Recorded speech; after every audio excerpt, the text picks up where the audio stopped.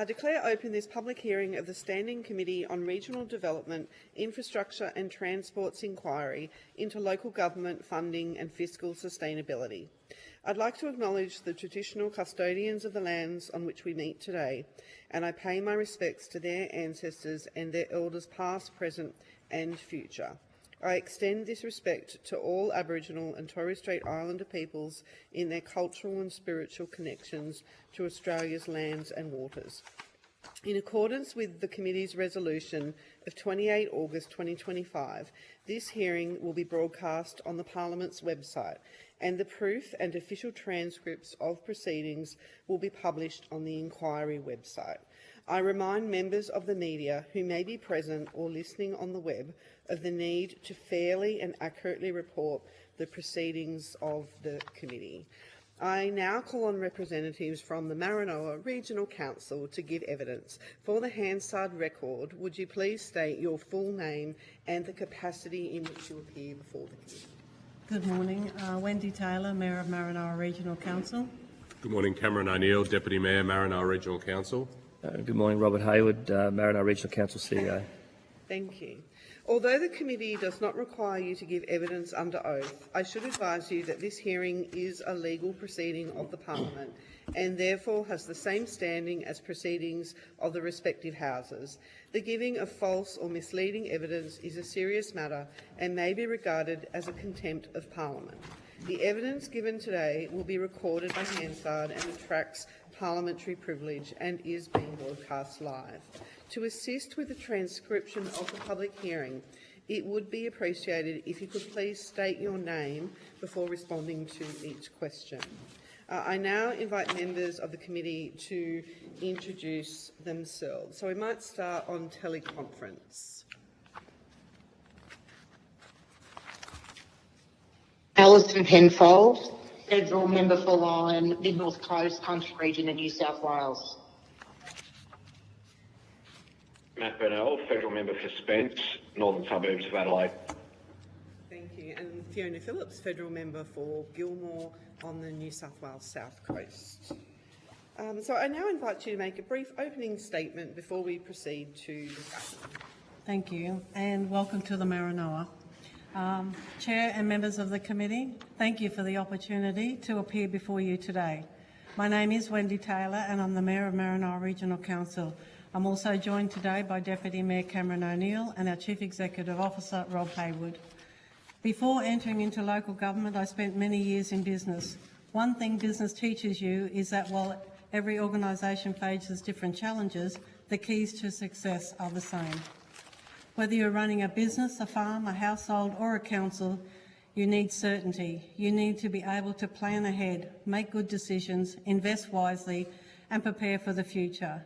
And when difficult times come, you need confidence that support will be there. That is the message I would like to leave with this committee today. Maranoa is a proud region. It's built on hard work, strong families, local businesses, agriculture, energy, volunteers and people who look after each other. Ours is not a community that wants to sit back and watch our region stand still or decline. We are ambitious about where our region is going and what it can become. People want strong towns, reliable services, good infrastructure, local jobs, opportunity for young people and the confidence that future is worth investing in. But ambition needs a foundation. It needs reliable infrastructure, good planning and funding arrangements that allow councils to think beyond the next grant round. Maranoa covers 59,000 square kilometres in southwest Queensland and manages one of the largest local government road networks in Queensland, more than 5,800 kilometres of roads. Those roads support school buses, freight, agriculture, energy production, tourism and everyday access to our communities.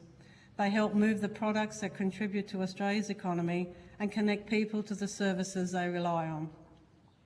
Like every council across Australia, we have a responsibility to manage our finances carefully. Over the past 2 years, Council has worked through its budgets line by line. We have challenged expenditure, reviewed services, looked for efficiencies and have made difficult decisions when required. We understand that every dollar we spend ultimately comes from a ratepayer or a taxpayer, and then we take that responsibility very seriously. The submissions from ALGA and the Local Government Association of Queensland and the Western Queensland Alliance of Councils clearly outline the challenges facing local governments across Australia. Maranoa supports those positions. They highlight issues such as cost shifting, workforce shortages, infrastructure backlogs, increasing disaster impacts, and the growing gap between local government responsibilities and the funding available to meet them. From our perspective, those challenges are realities that we manage every day. Financial assistance grants are a critical part of the solution. For Maranoa, financial assistance grants contribute approximately $16.8 million each year to our revenue base. They are untied, formula-based, and allows Council to respond directly to local priorities. We support increasing the overall share of the Commonwealth revenue provided through the financial assistance grants. We also support financial assistance grants being paid upfront and in full at the beginning of each financial year. Council plan, budget and report a financial year basis, and funding should align to that.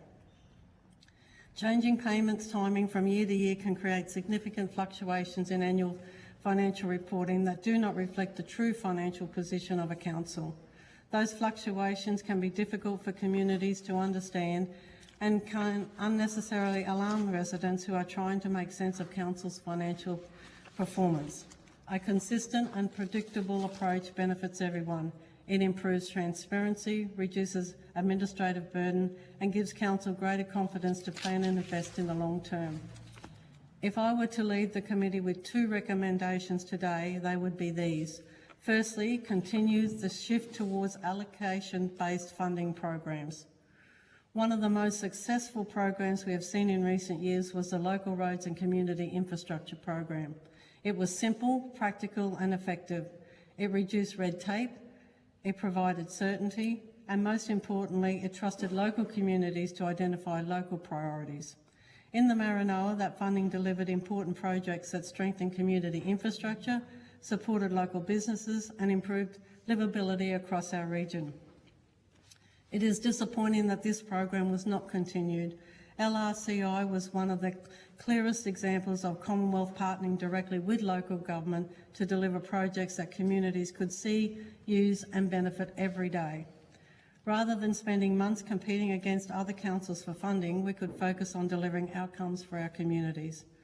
Programs like LRCI and Roads to Recovery work because they provide certainty and recognise that local government understands local priorities. They also recognise that not every council has the resources to compete in increasing complex grant programs. For many regions, rural and remote councils, the most effective funding models are those that are predictable, allocation-based and designed around delivery rather than competition. My second recommendation is that we maintain strong disaster recovery funding arrangements. For regional Queensland, disaster recovery is not an occasional challenge, it's a part of life. When you manage more than 5,800 kilometres of roads, a flood event is not one damaged asset. It means hundreds of kilometres of damaged infrastructure, multiple road closures and communities becoming isolated. When disaster strikes, people are not thinking about funding formulas or policy settings. They are thinking about getting home, getting their children back to school, getting their businesses reopened. They are thinking about getting their lives back on track. When communities are on their knees, they need confidence that all levels of government are standing beside them and helping them to recover. That is why recent discussions about changes to the disaster recovery funding arrangements have caused genuine concern across regional Australia. At the same time, many of our residents are facing rising insurance costs. Most people are underinsured or some are going without insurance altogether because they simply cannot afford the premiums. For a regional council like Maranoa, there is no realistic ability to absorb a scale of disaster recovery costs through rates alone. Queensland disaster management system is recognised as one of the strongest in the country because it is built on partnership between communities, council and the state and federal and Commonwealth. That partnership matters, and it matters most when people are facing the hardest days of their lives. Chair, local government is not asking others to do the heavy lifting for us. We are already doing our part. What we're asking for is certainty. Certainty through funding programs that allow us to plan and invest for the long term. And certainly when it comes to when disaster strikes, that our communities are on their knees, they need confidence that all levels of government are standing together, working together and helping lift them back up. Thank you, and I welcome your questions. Thank you very much for that opening statement. First of all, thank you for allowing us to come here today. We're very excited to be here and to hear from you and many of the witnesses today. I want to thank the U3A Roma as well for their wonderful hospitality, and I think that's sort of, self-evident here that how important community is, and as explained in your opening statement. I just got an opening question, and as you said, like Maranoa covers a huge geographical area. I guess what proportion of your financial pressures are driven by that remoteness and distance and asset maintenance costs rather than Commonwealth funding levels? Rob Hayward, CEO. Obviously, as the Mayor alluded to, we've got a road network, third longest road network in Queensland, over 5,500 kilometres there. So obviously, our rate base accounts for 43% of our revenue. All our rural rates go towards our roads, but again, it's heavily sort of subsidised via sort of other grants as well. We've got an area of close to 56,000 square kilometres, roughly the size of Tasmania. So for a small community, small rate base and a long road network, it is a big financial strain. Okay, and so you said 43% of income comes from rates. I think 16 million from the financial assistance grants. Yep. So what other sort of revenue? Where does that? So just obviously, roughly there. So rest of it's through, I guess, grants and other grants and subsidies, main roads work, and other federal and state grants as well. Yeah. So do you have the ability to raise like own source revenue? Do you do that as well? We do recoverable works as well, but as I said, 43% of our revenue coming from rates is actually, compared to most regional, actually is quite significant. Obviously, with the ability to rate there, we have a large CSG industry here as well. Again, so it does share the burden across the ratepayers there, but 43% is, compared to most local governments, is still, Yeah, sustainable. definitely. We've definitely been hearing that in our from witnesses where some don't have any rate space. So the next question is, and you've touched on it a little bit already, but if you can tell us a little bit more about your biggest cost pressures facing your council over the next decade. And I guess given councils also receive roads to recovery, which you've mentioned, disaster funding, black spot funding and other Commonwealth programs, how should this committee assess total Commonwealth support rather than financial assistance grants alone? Instead of? Well, part of the role of this committee is to look at the full picture of where that funding is coming from. Sometimes people or witnesses can focus solely on financial assistance grants, but we're trying to get a picture of the total sort of, of Commonwealth funding that's coming to different councils. But I'm also trying to work out, what are your biggest cost pressures that you're going to face over the next decade? Probably, if I can, it's probably us as ageing infrastructure. Again, whether it be pools, halls, water, sewage. We plan for that. We have good asset management planning in place for roads, water, sewage facilities. But again, it is probably trying to keep up with that infrastructure cliff. and the gap is starting to widen there. Those untied funding allocations that we used to have there, the old SCAP fundings and the LR fundings, that sort of did help us there because it was untied funding. We could actually put it towards any of those ones there, whether it be housing and water and sewage. So that has been a big assistant to local government, is those untied fundings where we can actually put it towards those issues, emerging issues that we do have. But for my role as councillor, as CEO, certainly ageing infrastructure across the area, I'm seeing the gap sort of widening. We have the asset management plans in place. We know how much we should be funding each year for our assets. Don't have the ability internally to fund all of it, and it's that external funding there to try and maintain those services. Chair, if I can add to Cameron O'Neill, Deputy Mayor, I mean, the reality for us here is that the demand from our community matches demands right across the country.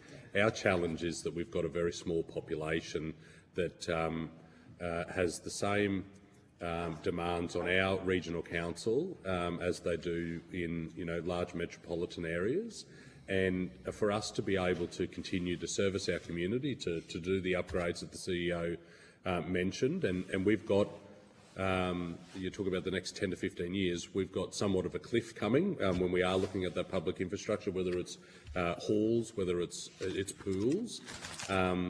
We need to partner with the state and Commonwealth to be able to achieve that. And you talk about funding. Federal assistance grants is important. There's no doubt about that, and we can talk till the cows come home. And I'm sure every witness that presents here today will be talking about the need to see increases in the federal assistance grants. But aside from that, the other grants have been really important. So the Mayor mentioned the RCI grants.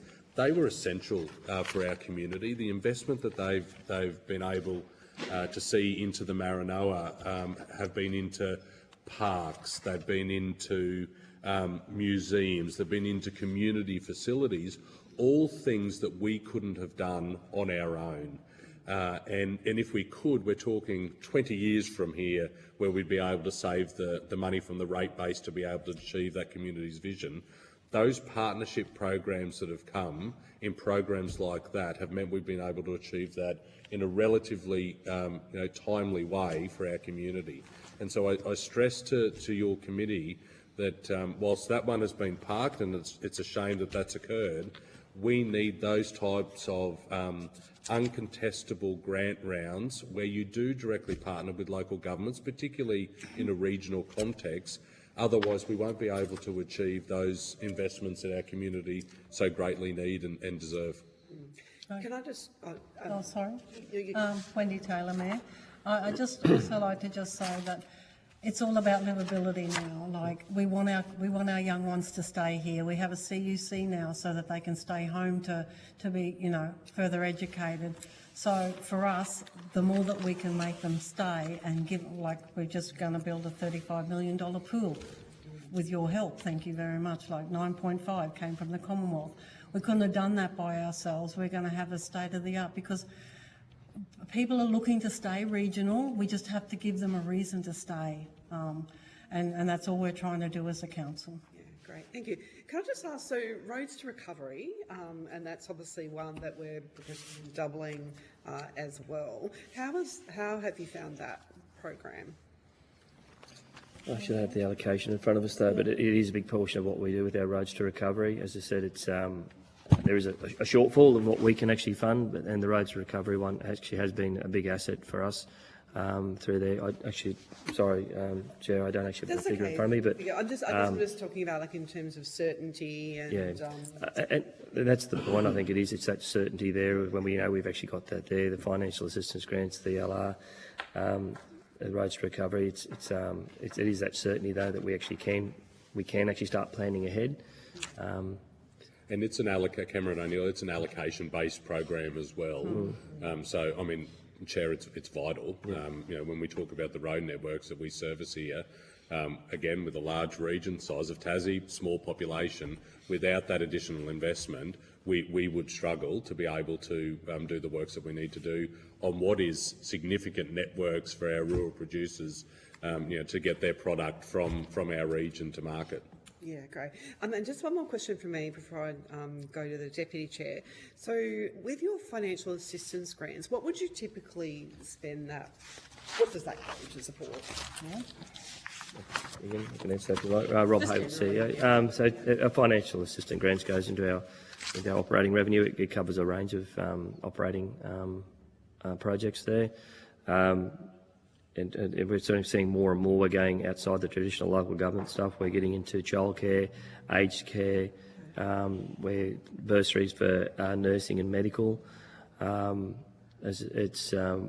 what we've probably seen in my 30 years in local government out here is that we are, council's picking up a lot more non-traditional local government post offices and those ones as well. So our operating expenses have been growing significantly over time because so have our responsibilities. So the financial assistance grant, whilst that amount's been stable over the last decade, it hasn't actually kept up with CPI.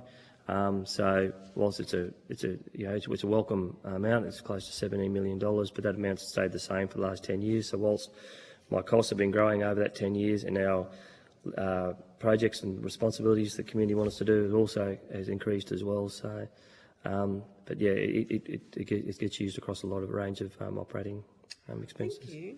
Yeah. Chair, would you mind if I add to that as well? Cameron O'Neill, Deputy Mayor. Of course, the federal assistance grants goes into our day-to-day operations as well as the comments that the CEO makes.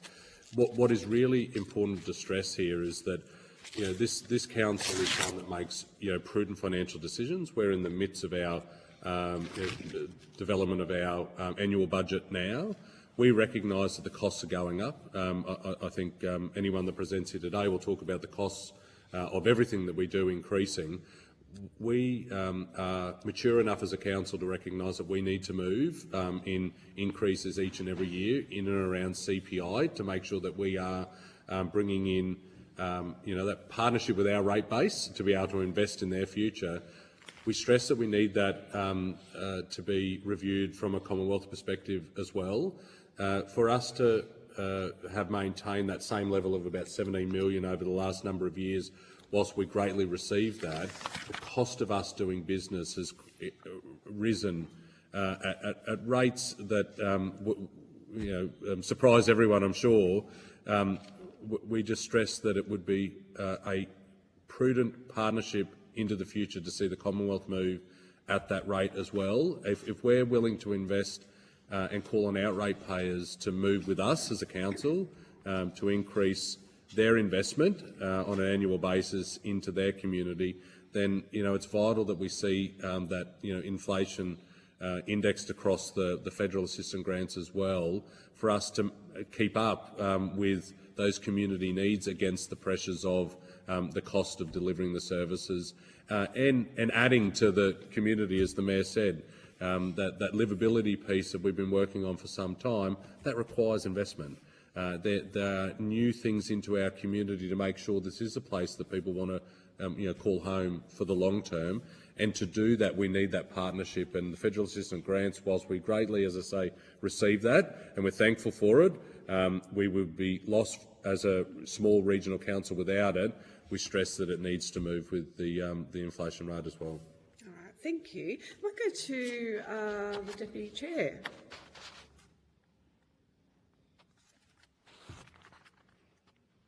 She might have dropped off. That's okay. Are you there, Mr. Burnell? Yes, I am, Chair. Would you like to ask the question? Thank you, Tony, for presenting evidence today. I'm sorry I can't be there in person. Ms Taylor, you mentioned workforce challenges, and I'm keen to just get you to expand a little bit on that and how different levels of government are addressing the challenges, and are there any solutions that you would like to see enacted?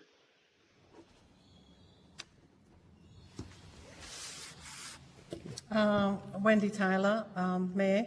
Our main concern for workforce is housing, which is across all of Australia, as we all know. So for us, you know, we've got businesses in town here now that they can't get workers. If they can get workers, we don't have housing. So council's even stepped into that space as well. We're building houses with untied funding that we've got. I think it was Works for Queensland, was it? Well, that was Works for Queensland, yes, though, yeah. not Commonwealth. But yeah, so housing is one of our big issues, and workforce in general is a big issue. We've got a unemployment rate of 1.3% here in the Maranoa. So we're really struggling with workforce at the moment. Chair, if I can. Sorry, go ahead, Cam. Sorry, Mr. Burnell. Cameron O'Neill, Deputy Mayor. Just to add to the Mayor's points around this, the Residential Action Fund, which has been a state-based funding that we've received, just under $10 million, is working to address that. Again, a local government our size, it surprised us that we would have to step into that space as a council. You know, it historically has been the private sector that has driven, you know, the positive outcomes in terms of providing houses for our community. But we were mature enough as a council to have a good look at this, to understand that if we were going to fix this problem long term for our community, we were going to have to step in. And so that partnership with the state government, with the Residential Action Fund, is opening up significant land for our community.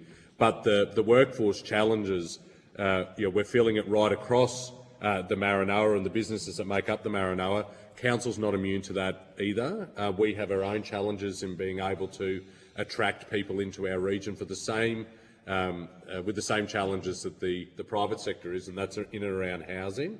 And so any support over and above what we're already receiving in terms of you know, state-based support coming from the Commonwealth will be greatly received to address that issue. Further to that, childcare is a major issue for us here as well. That is centred on itself in and around housing. Our childcare providers are able to attract external workers into our region, but they can't house them in affordable accommodation. And so those two things combined are a massive headache for our region, and something that we've been working to overcome for some time.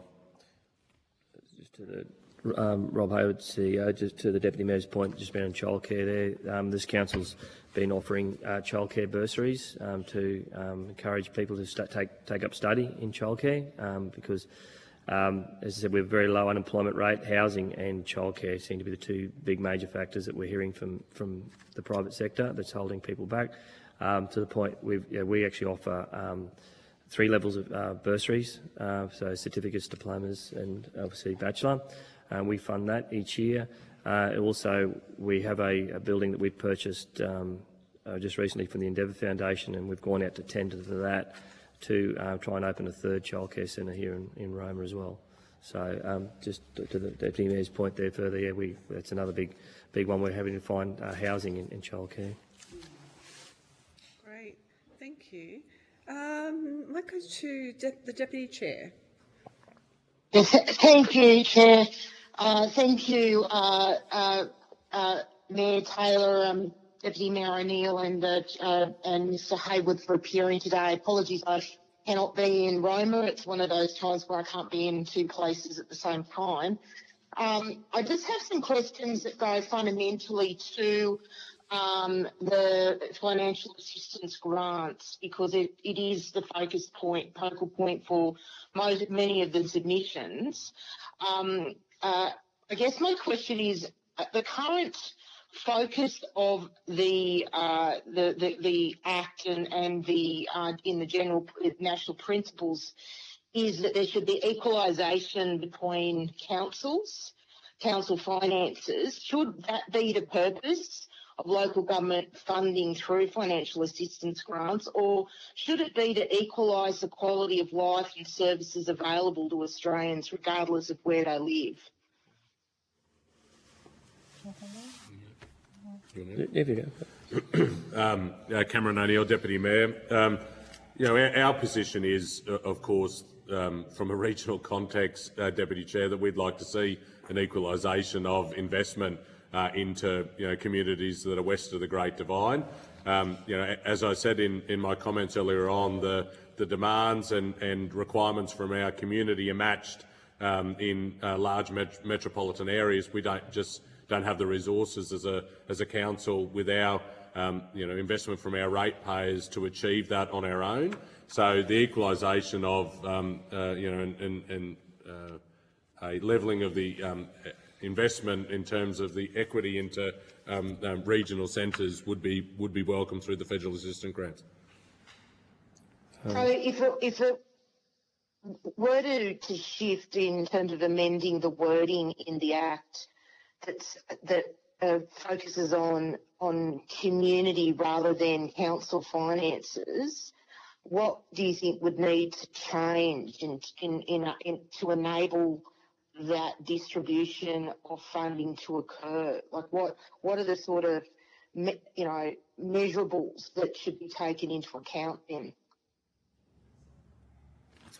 I think Rob Hayward, CEO, Maranoa. I'll probably just start by saying, probably 2016, 2017, we were receiving 3.73% of the Queensland allocation. And then over that last 10 years, we've seen that steadily decrease, and we're now down from 3.73 down to 2.5.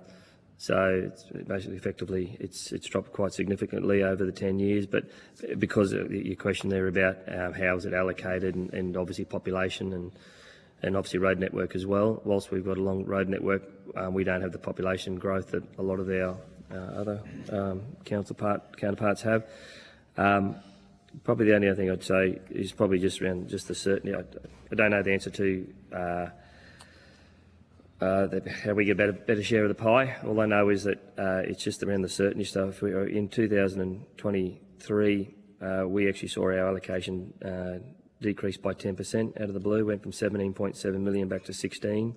And obviously we'd set our budget there, and we'd actually gone back 1.7. We had a $1.7 million hole in our budget. So, and the other thing I'd just comment around certainty there is just probably the payment of the allocation too. That causes a lot of heartache for local government, where some of it's been prepaid in the previous financial year, and it does throw out our actual our budgeting process as well. So. Yeah. So I guess, sorry.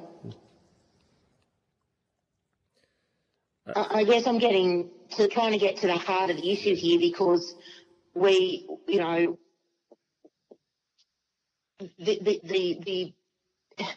if there's a fundamental problem with the distribution of the financial assistance grants, which everybody is saying, I guess my question is, do you fundamentally need to change the principle, in around horizontal equalisation, which currently is very much focused on ensuring each local governing body in the state or territory is able to function by reasonable effort at a standard not lower than the average standard of the other local governing bodies. So the measure is local council to local council rather than community to community. And your submission, amongst others, have all really focused on that you can't keep pace with community need. So I guess I'm trying to get to the nuts and bolts of this. What are the measurables that are not being currently included in effectively deciding how the funds are distributed? What are those measurables? What are the the inputs? What are the outcomes that need to be measured rather than the inputs? Have you given? I mean, I'm sorry to put it on you, but it's to me a pretty fundamental question for the committee. If I can, Deputy Chair, Cameron O'Neill, Deputy Mayor. For us, the model isn't necessarily the issue. It's the allocation and the lack of movement in that over the last few years, based on the cost of delivering services for our community. That is to the core of our issues around the federal assistance grants. I think the need to grow the pie and increase the level of investment overall would work in our favour to fix the issues that we face in terms of the pressures that our community puts on local councils to deliver the services that we currently provide and increase those services in and where we can to provide a better, the livability argument that was raised before and priority for our council. So I think, Deputy Chair, it does fall to the increase of the overall allocation. And if I that effectively means that councils that, we've had evidence that, some councils only rely on financial assistance grants for 1% of their total revenue, even though it's a fairly large dollar figure. Growing, that means they'll just get more money. Yes, you get more money, but so do they. I mean, the relativity in terms of livability doesn't necessarily change. And if we're about equalisation, if there's going to be additional money put into the system, wouldn't you prefer that, that even more of it went to the regional areas, given the scale of the infrastructure cliff that we heard from yesterday, and it's in this submission as well?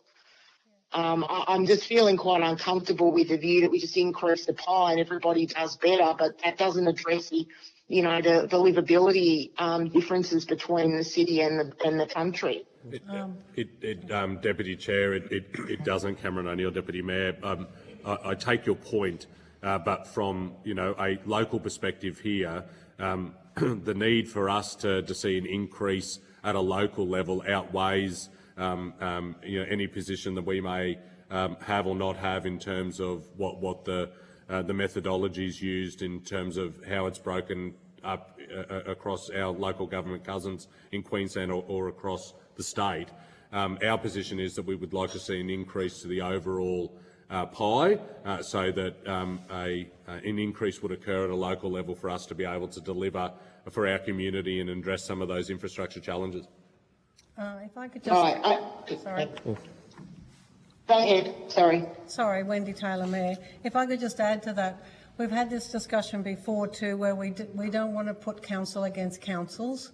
Like, much as we probably need the help more than others. You look at Brisbane or the Gold Coast or something like that. But for us, it's a matter of in 2017.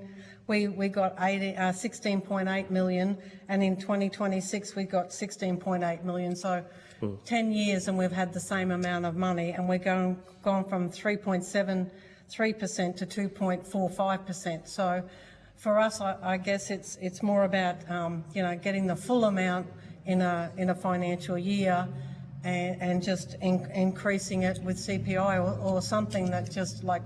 Basically, that extra $6 million would have gone a long way in our community. But we don't want to put, 77 councils in Queensland. We don't want to be fighting each other.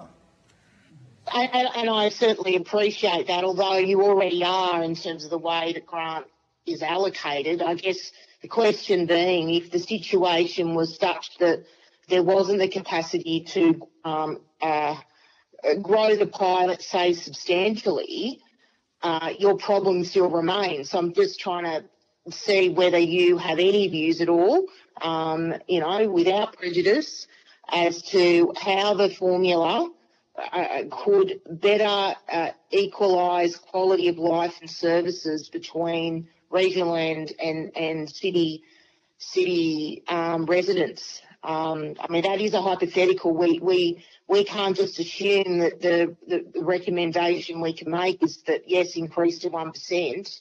We've got to kind of stretch this and look at this from all different angles. So that's why I'm sort of sorry I'm dwelling on this point, but, have you given any consideration to some of the outcomes that should be considered in the formula? We have not. No. Okay. Just one last. Sorry. One last question, Chair. Should any reform of financial assistance grants come in partnership with constitutional recognition of local government? Would this make any difference to you?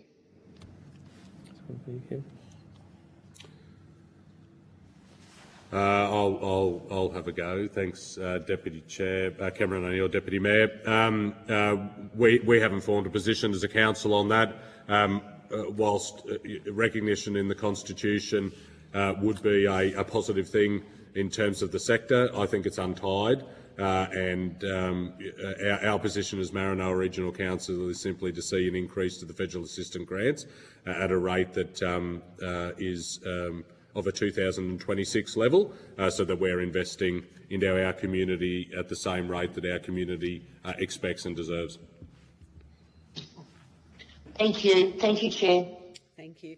Just following on from that, and yesterday at another hearing, we heard about the constitutional challenges when it comes to Commonwealth funding to local government, and ultimately funding for local government is a state responsibility. What role do state government funding arrangements and regulatory requirements play in your council's financial sustainability? Rob Hayward, Maranoa Regional Council CEO. Again, another equal partner. It's a three-way partnership, local, state and federal there. Certainly it has been a big part of what our budget there, do with roads contracts and some of the state funding allocation we've received in recent years for our road network. So it's been a big part of our funding model. So.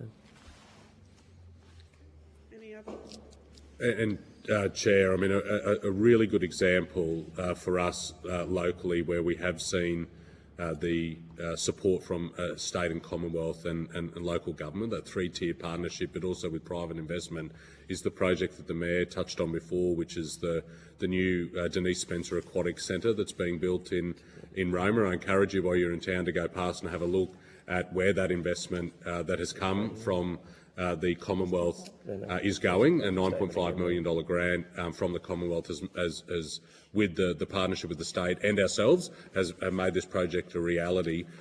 For us, we would not be able to deliver to our community without the investment that comes from both the state and Commonwealth. There is no doubt in my mind, and so it is vital to see both levels of governments above the local level continuing to invest in communities like ours and our size. Can I just ask, what was the Commonwealth funding program for that is it the $5 million investment in that project? The $9.5 million investment from the Commonwealth came from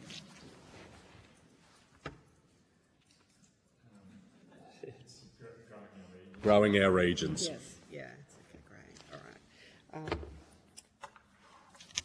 Yeah, great. Thank you for that, and that's obviously a very welcome program, I think, for your council. Thank you. I just wanted to talk to you about we flew in to the airport. I just wanted to talk to you about the importance of aviation and the role of local government. And I know in your submission as well that you've made a submission, I think, to the Productivity Commission and how important it is. What is your role with the airport? We own the airport. Yeah. Council, it's a commercial entity of council. Yeah. It's a portfolio of the deputy, so if he'd like to... Well, thanks, Mayor. Thanks, Chair. We've got three, Cameron O'Neill, Deputy Mayor, we've got three distinct business units in council. We've got the sale yards, which is the largest in Australia. We've got quarries and we've got the airport. And the airport is vital for us. It's a regulated air service route governed by the state. It is a significant port in terms of entryway to our region, but the broader southwest as well. And because of the development here over the last decade, particularly in the oil and gas sector, it's been an essential piece of infrastructure to make that overall sector investment a reality. We had years in the past 10 years where we had over 300,000 people movements per year. That is significant for any airport, and particularly a regional one. And so we're very proud of the Roma Airport. As the Mayor said, it is council owned. and operated, and we welcome a daily service in and out of our airport. No, thank you. And so have you benefited from the regional airports program at all with infrastructure upgrades for the airport? We have in the past, yes, but not just in Roma, which is our largest airport. We have been successful in getting smaller grants for some of our smaller airports as well. Yeah, okay, great. And obviously Rex is flying, so that is excellent and vital. Okay, I guess I'm just curious as well. I think you touched on before, obviously the childcare issue. Could you tell me a little bit more about the aged care services you provide? Yeah, Rob Hayward, CEO, Maranoa Regional Council. So there's a couple of things we do. We have a aged care facility up in Injune there, which is actually managed by the local provider here in Roma, and council provide a allocation of it was $90,000 to that to actually help fund the shortfall up there. Presently, we are also going through the process at the moment of over 60s. We've got some land we've actually in the process of purchasing from the state, and identified there that links back to the housing there. We've got people who aren't ready to transition into the nursing home but have got houses in town there, so we're looking at actually working with one of the local nursing home providers to look at 20 housing models there. So we provide fiscal cash in our budget to help maintain the one in Injune, and we're actually looking at working with the local provider here to look at our over 60s transition to nursing home project here in Roma. We used to have the one in Mitchell. Council used to run and operate the nursing home there. Obviously, it was an ageing facility. We couldn't keep up with all the regulatory requirements on it. So in that instance, council partnered with Queensland Health and did a joint project there to put the actual aged care into Mitchell Hospital there as well.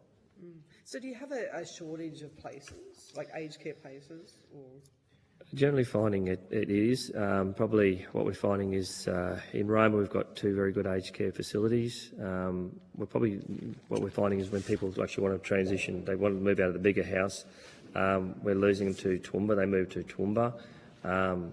And that step between living independently in their own home into a smaller house, so there's not a lot here for them. So we do find we lose a lot of people there, but I know both the facilities here in Roma have got an extensive waiting list. So.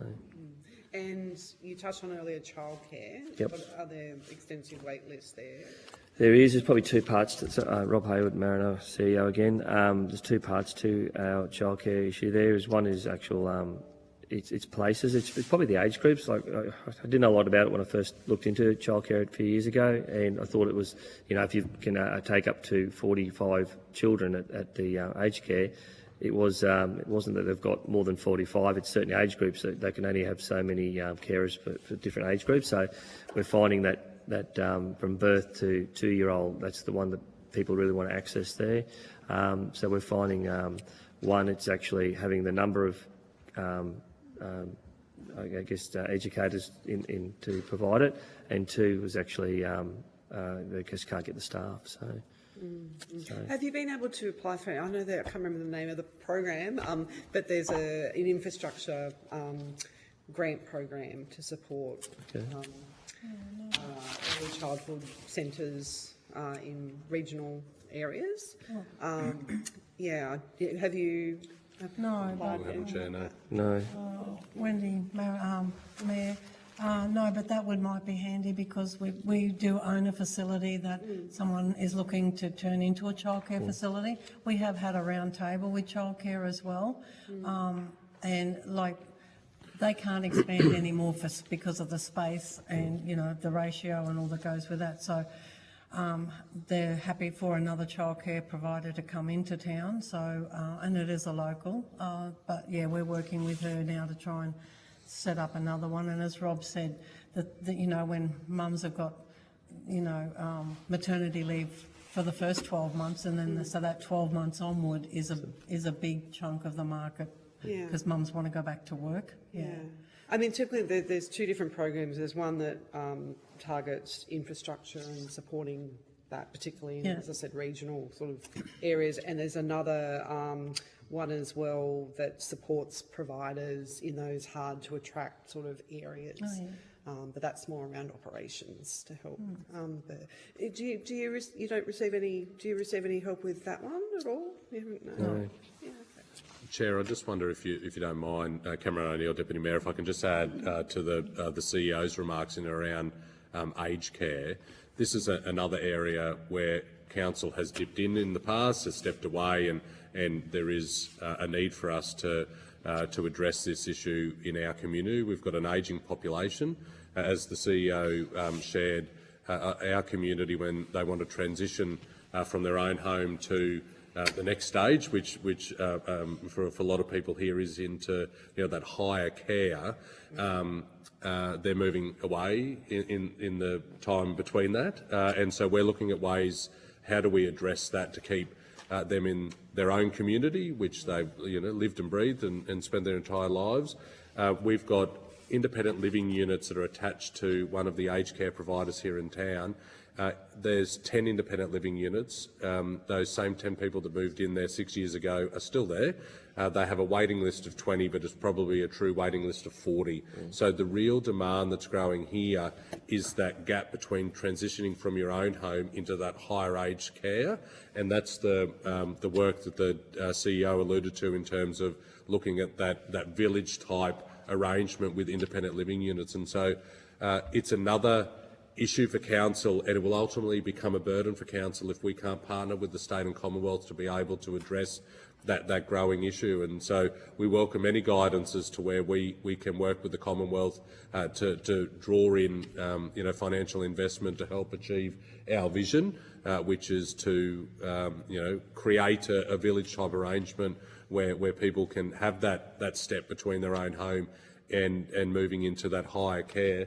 The Mayor and I are volunteers with Meals on Wheels, a really valuable organisation in any community, and we've noticed the number of individuals that are living in 3 or 4 bedroom homes that would transition to those smaller units if they were available, and that would ultimately free up some of those larger housing stock for families that want to move to the region. So we are stretching our ability as far as we can as a local council to do that, but we can only go so far without the support of the state and Commonwealth. And I raise that today because it's another financial complexity that's being pushed on to local councils to rectify for their community. Thank you. Ms Penfold or Mr Burnell, do you have another question at all? I do, Chair, if that's okay. Thank you. You mentioned earlier, I think, Deputy Mayor, about hosting sort of significant gas and other natural resource infrastructure. Do you receive any specific funding from either state or federal government that sort of helps you manage the planning and community engagement and other processes? It smacks of a bit of cost shifting potentially. I just wondered whether you had any views on that. Thank you, Deputy Chair. I'm not aware of any specific funding that we're getting from either levels to help support that. By no ways would I like the committee to think that the oil and gas sector and the developments that we've seen here, particularly over the last 10 or 15 years, are a negative. They're in fact a positive. If anything, we were caught very early on in terms of the speed of the development, but we've learned a lot of lessons over the last period of time, and we work in very closely with those major companies to ensure that they're investing and delivering for our community as well. The extent of the work that's required on council, is that a significant financial burden that you face? It's not now, no. Right. Okay. Well, that's good to hear. Others have said it is, so that's certainly very good to hear. This is a pretty big, broad question, but do you Do you think councils receive an appropriate share of the economic value generated from mining and energy projects in your region, in your council area? And if not, what could, how could that, how could you better share in that economic value? Thanks very much. I'm happy to start on this one, Deputy Chair. The program that best delivered the investment into our region off the back of the success of the oil and gas sector was the Royalties for Regions program that existed 10 years ago. There has been a tapering of that, particularly from a state level, over the last 10 years, and we would welcome programs that see the royalties that are generated from those projects have a direct investment back into the communities from a state government perspective. But I must say, our ability to work in with the local companies has been a very positive one, and we have seen them themselves invest directly into key projects and key needs for our communities. But from a government perspective, the royalties that go back to the Commonwealth and to the state are programs that would then in turn deliver back into the communities in which that resource would take, and would be one that we would welcome with open arms. Thank you very much for that. Thank you, Chair. Thank you. Okay, so thank you very much for your attendance here today. If you have been asked to provide any additional information, would you please forward it to the Secretariat by the 3rd of July 2026. You will be sent a copy of the transcript of your evidence and will have an opportunity to request corrections to transcription errors. I now suspend the hearing. Thank you. Thanks very much. Thank you.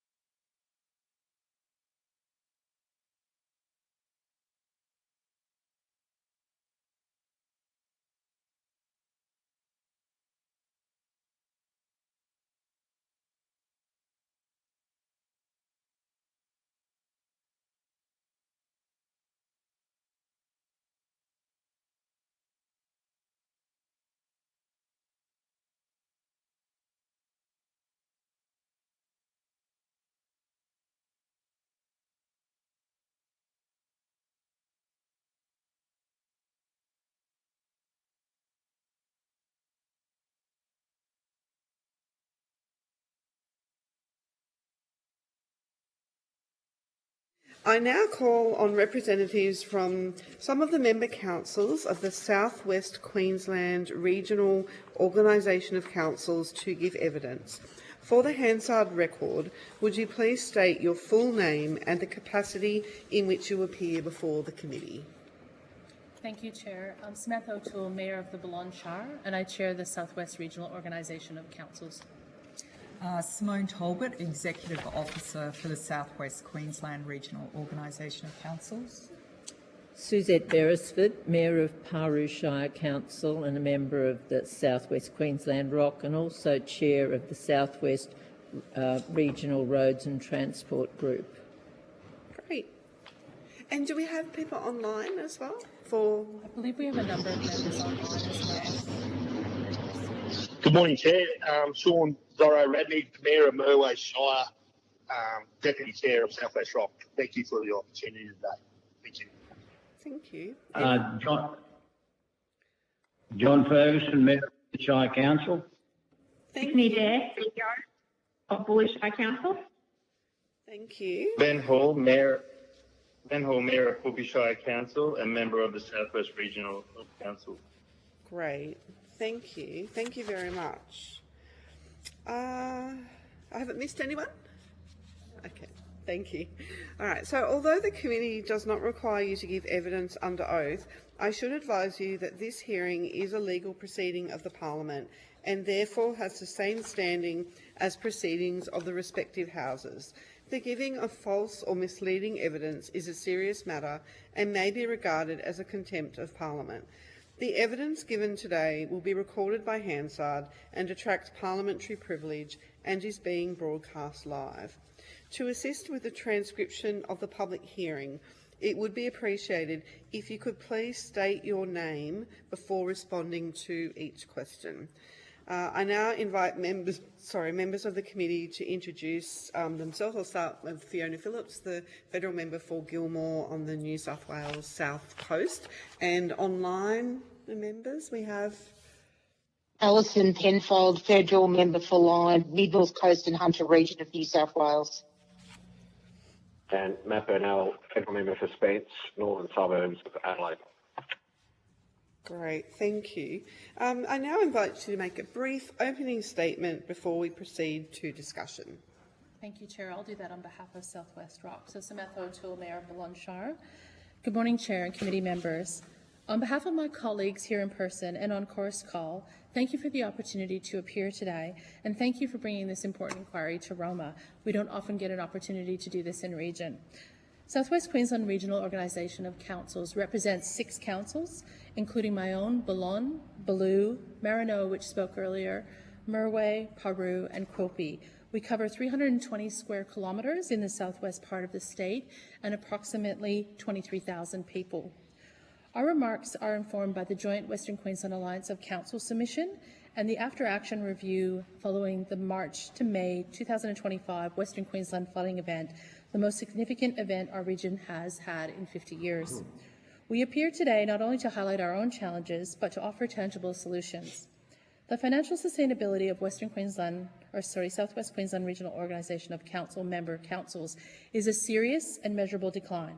The Queensland Audit Office 2025 Local Government Report confirms that most councils in Tier 5 to 8, including our own member councils, are failing to meet the asset sustainability benchmark set for us. Roads, water infrastructure, and essential community assets are deteriorating faster than we can replace them. This is not a management failure, it's a structural funding gap. The 2025 March flooding event illustrated what chronic under-resourcing looks like in practice.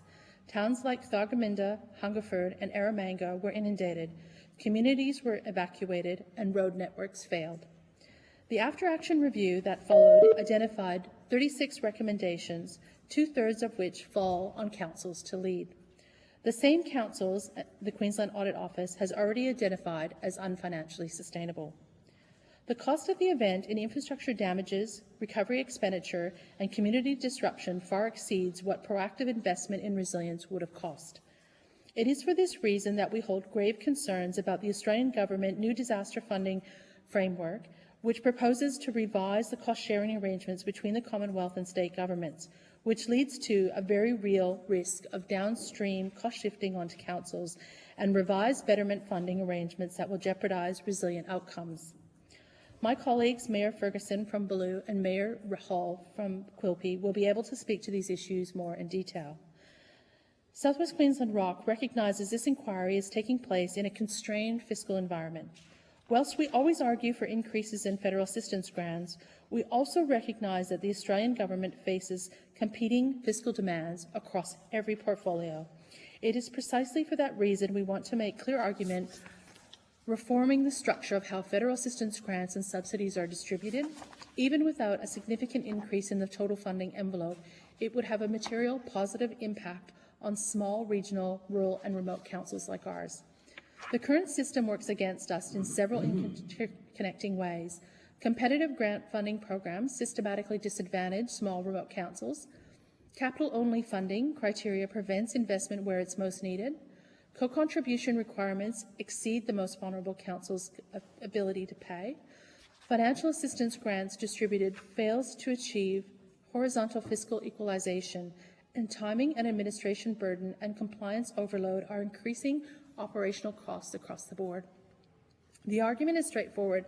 The Australian government is already investing in local government. The question is whether that investment is structured to reach the communities that need it the most in a form that we can actually use. For South West Queensland ROC, the answer today is that it is not, but it could be. In such ways, we recommend the following could be changed. Pay the financial assistance grants upfront and in full at the beginning of each financial year, alleviating cash flow challenges and distorting our financial reporting and administration burden across all levels of government. Progress financial horizontal equalisation by substantially reducing minimum population-based grants to councils whose significant revenue base capacity and redistribute that to funding those who genuinely need to deliver comparable services. Shift from a competitive to an allocative grant model to tier contributions requirements that recognise the financial limitations of small, regional, rural and remote councils. To end cost shifting, where councils are mandated to deliver devolved services, funding must follow on a full cost recovery basis. Establish recurrent allocative funding for disaster preparedness and resilience, not just post-event reconstruction. The cost of preparation is a fraction of the cost of recovery. Accompanying environmental regulations with adequate funding. New rules without additional resources play an undue strain on councils and undermine our ability to manage environmental challenges effectively. In conclusion, local government sustainability is a systematic problem, and we have been stuck in this cycle for far too long. The inquiry, if it's bold enough, can be a catalyst for wholesale change, and it has never been more important to local government. As Australia now enters a new era of geopolitical instability, climate disruption, and energy transition, strong councils have the capacity to partner with state and Commonwealth governments to be critical to Australia's future sustainability and prosperity. We look forward to seeing the committee's draft report and how bold it proposes to be. Thank you. Thank you very much. I might just start. So many South West Queensland ROC councils have very small populations, as you've said, and across very large geographic areas. I'm just wondering if you could explain how significant is that structural challenge compared with funding levels alone, and how should the Commonwealth distinguish between temporary financial pressure and permanent structural disadvantage? Wow. You want me to take it? Suzette, if you want to wait in. Suzette Beresford, Mayor of Paroo Shire. So our population is 1,700. I'll do round figures. We cover an area of 47,700 square kilometres.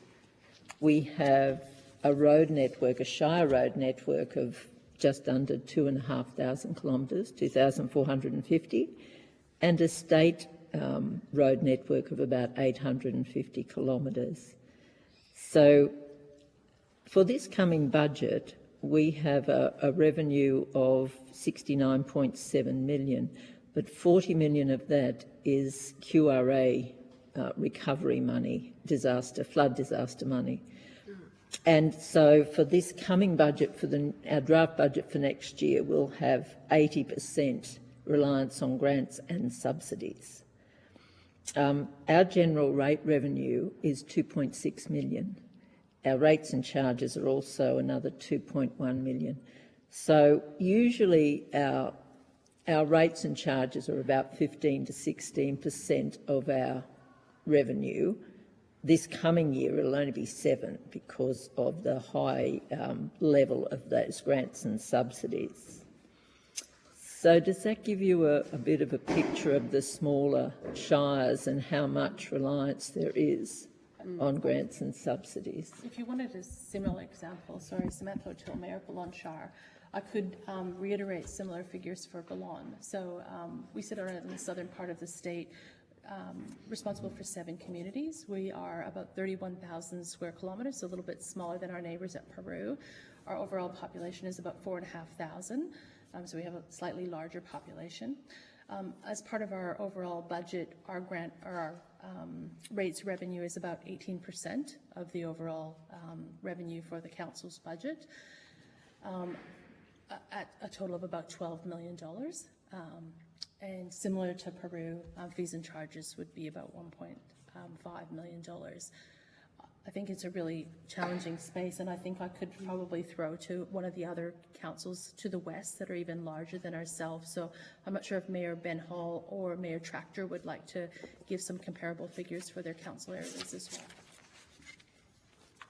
well. John Ferguson, Mayor of Buller Shire. I'll just give you a bit of history of our shire.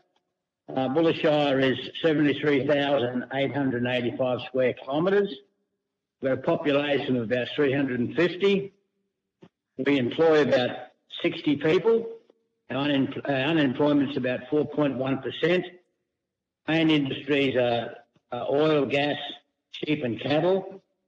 Roads, sealed roads are 282 kilometres. Unsealed roads are 2,216 kilometres. Council own about 50 houses. 40% of the houses, there's about 121 houses in town. Our council office is new, it's 13-year-old. Our sewerage is 25 years old. Our water mains are 25 years old. At times the council needs to fund a teacher because there's a limit of 25 kids, and when you get under that, you only get 0.5 of a teacher, so council step in and get 0.5 so the kids can have a full teacher there. There's about 25 kids in our school at the moment. We built a middle school because a lot of our kids go away to boarding school, so therefore we had families in Targaminda who had 2 children going away to boarding school, which is going to cost them about $60,000 a year for boarding fees. They couldn't afford that, so we stood to lose about 12 families. So the council stepped in and built a middle school so the kids can go from year 8, 9, 10, 11, 12 if they want to. Most of them do 8 and 9 and then go away to boarding school. It breaks it up. It doesn't cost people so much money to do that. We provide a house for the childcare. It's just a little in-house childcare centre. We built a house for the hospital because the hospital wouldn't build a decent house and we couldn't get a good don here, so we had to provide a house for them. Queensland Health do lease that back office. We had no public transport whatsoever, only Rex is twice a week. Our rates are $6.4 million a year. 4.5 of them is petroleum, which is 70% of our rates. Rural rates are 1.2, which goes back into all rural roads, and the town rates are $90,000, which doesn't even run the swimming pool. So that's the small council we have. That's about it. Yeah. Can I ask, Mr. Ferguson, it's probably a question for other witnesses as well. So, and you've mentioned many things there, obviously, that the council provides, and I think there were obviously state ones there in terms of health and education. Do you get any reimbursement from the state at all for any of those? Like, do they provide funding to assist the council with the provision of those services? No, we're on our own. We provide that. This brand new building we built cost us $4.5 million. We provided every dollar for that too. And is that similar to other councils as part of the organisation? Suzette Beresford, Mayor of Paru. Not in our case. We don't have resources in the Paru Shire, so hence our rate base is a lot lower. So yes, we also have a fairly new council building, but it was state funded. Yeah, okay. What about things like immunisation programs? Do councils do that as part of the organisation? Suzette Beresford, Mayor of Paru. Not anymore. Okay. I think the liability issue, probably, so most immunisations are now carried out at the primary healthcare centre or the hospital. Yeah, okay. Yeah. Yeah, all right. And probably that was John, Sorry, Tractor, did you? John Ferguson, Bullshire, Mayor of Bullshire. We don't do that. We have a flying doctor that comes in Thursdays and every second Saturday, and they take care of all that. Yeah. And the nurse at the hospital. Yeah, great. Yeah, okay. Suzette Beresford, Paru Shire. Just going on from what Mayor Ferguson raised about the Royal Flying Doctor Service, some years ago councils were handed the airports and aerodromes in our shire from the Commonwealth Government, and so now we're responsible for them. The RFDS service, it services all our shires, weekly clinics, it does emergency retrievals, it does transfers. In our case, we have one more than every second day out of the Cunnamulla Hospital, so it's a very regular and important service. Recently, our South West Regional Roads and Transport Group did a review on the airports, aerodromes and airstrips in our South West region, and there's 24 of them. And the review found that 18 of those needed some form of upgrading to meet the Royal Flying Doctor Service standards.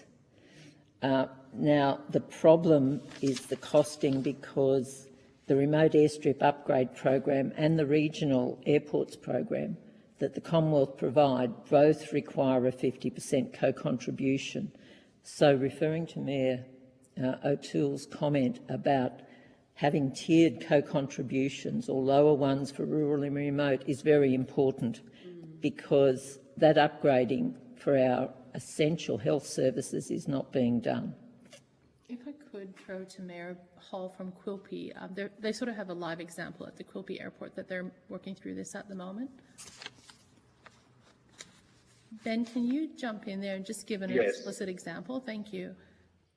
Yeah, Mayor of Quilpie Shire Council, Ben Hall, very, very closely aligned with all the same pains and impacts as Bulu has just pointed out around our rate base, and 70% of our rates coming from the resources, which we've seen a 14% reduction in the resources activity within our shire.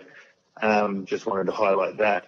Yeah, airports are a major, we've received funding for airport upgrade to the tune of $11 million. Best cost estimates have come back at $14 million, and with no prospect of covering that shortfall. So we're at a bit of a stalemate as to how that's going to work out. Any other comments from anyone online? Chair, Sean Zora Radnich, Mayor of Merlo Shire. I just want to weigh into the conversation around what you brought up with the state, and I concur with all the comments made by my fellow mayors with rate base issues around Merlo's is around $8.3 million in rates and charges, and but our budget was $50 million. So just a huge shortfall was picked up between state and federal government, and federal predominantly. But I just want to add a comment around what you said about the state if they weigh in to offer any of those services. In some of our communities, we're very lucky from the state that they have a government employee housing scheme. Now that is cheaper rent for those services to come into our community, but obviously it doesn't feed into those smaller communities. So just want to say that realistically, if we didn't have those sort of opportunities, we probably wouldn't have the services we have within the western areas. Thank you. Great. Thank you. And Ms. Dare? Do we have Ms. Dare? Yes, Tiffany Dare, CEO. Would you like to make any comments? No, thank you. The Mayor covered it all for Buller Shire. Yeah, all right, great, thank you. Just a question with regards to the ability to generate own source revenue. I know I have to ask this question.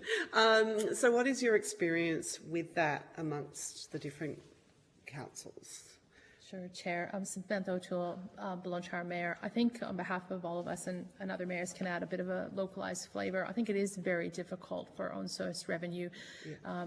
Other larger councils may have opportunity to raise revenue through parking schemes, through other opportunities of business sectors and things, but in rural and remote it is very difficult to find other revenue streams for own source revenue. I think fees and charges for most of us, which would cover things like, hall rentals, cemeteries, things like that, we look at them as a cost recovery basis for services that we provide for community. But there's, besides work that we do for TMR, which many of us have an arm of our road construction crew, we do make a small profit on some of the work that we do from TMR. There's really not a lot of other opportunities that we can do own source revenue. I'm not sure if other mayors would like to add. Suzette? Suzette Beresford, Paroo Shire. No, that's exactly right. Our fees and charges, quite often, if it's community organisations, they write in and ask for exemption from them anyway, so they don't generate a lot of revenue. We also run our the funeral services in Paroo Shire. We're the funeral director, as well as running the cemetery, and that we try just to break even on that. Like Mayor O'Toole said, we do make some profit on our MPC work, although we've just been told that that's been lowered from the state, so we're getting less funding for our MPC work for the next 2 years across the southwest region, so that was a bit disappointing. Would anyone else? Tiffany Dare. Tiffany Dare, Buller Shire Council CEO. Council's own source of revenue is approximately 20% of our total budget revenue.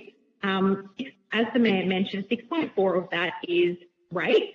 If council, we generally just go up 3% every year. If we were even to raise that up to 5%, it only makes a $150,000 difference. It doesn't impact our budget enough to put that back in our community when cost of living is so much out here with everything, all the other costs raising. So we generally stick to that 3% and absorb those costs ourselves. Samantha O'Toole, Mayor of Buller Shire. I think that would be consistent around the southwest.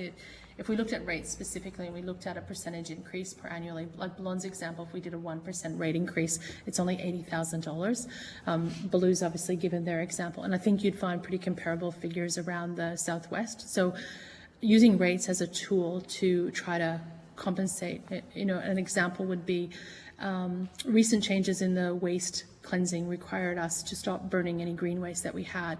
It's about $180,000 that's been cost shifted on council just by a letter that we received from the state earlier last year. If we were to recover that through rates, that's a 3% rate rise just to cover one cost that's been shifted onto local councils. So it's very challenging. I think most of us work towards regular intervals rate increases over a long period of time, but our ability to recoup some of the costs that are shifted to us is very challenging. Okay, thank you. Sean Radnich, Mayor of Merway. Just want to add one example there, and Mayor Beresford brought it up just before, but we also talked about the Royal Flying Doctor. Charleville is so lucky to be a major base of the Royal Flying Doctor service, which services the whole 6 councils that you've spoken to this morning. But I just want to bring up the airport, which was a gift that keeps on giving from the federal government back about 96. Just for a Charleville airport. Now, we don't charge the Royal Flying Doctor landing fees. Our revenue for the Charleville Airport, is $403,039. Our expenses for the airport for the year are 1.130364. Now, our communities that you're talking to see that our airports as a key base to get continuity and connectivity to our communities is so important. But you can see there's no way in the world that we could raise those fees to even come to close to a break-even point. So, yeah, that's just one example we can put on the table. For example, about how do we own costs. Own source revenue is pretty unrealistic for where we live with our rate base. Thank you. Thank you. We might move on to the Deputy Chair. That was me, sorry. Sorry, no, it's me. Oh. Deputy Chair question. A question from the Deputy Chair. Yeah, thank you, Chair, and thank you all very much for participating in the inquiry today. Your perspectives are very important. I want to sort of canvass a couple of different issues. Firstly, the submission from the South West Queensland Regional Organisation of Councils recommends a rebalancing of grant programs towards allocative and recurrent funding models. Are any of you able to speak to your interaction with, different grant programs, how many there are, what the cost is to you, to particularly those that are competitive, where you need to make applications, and what your success and strike rate is like?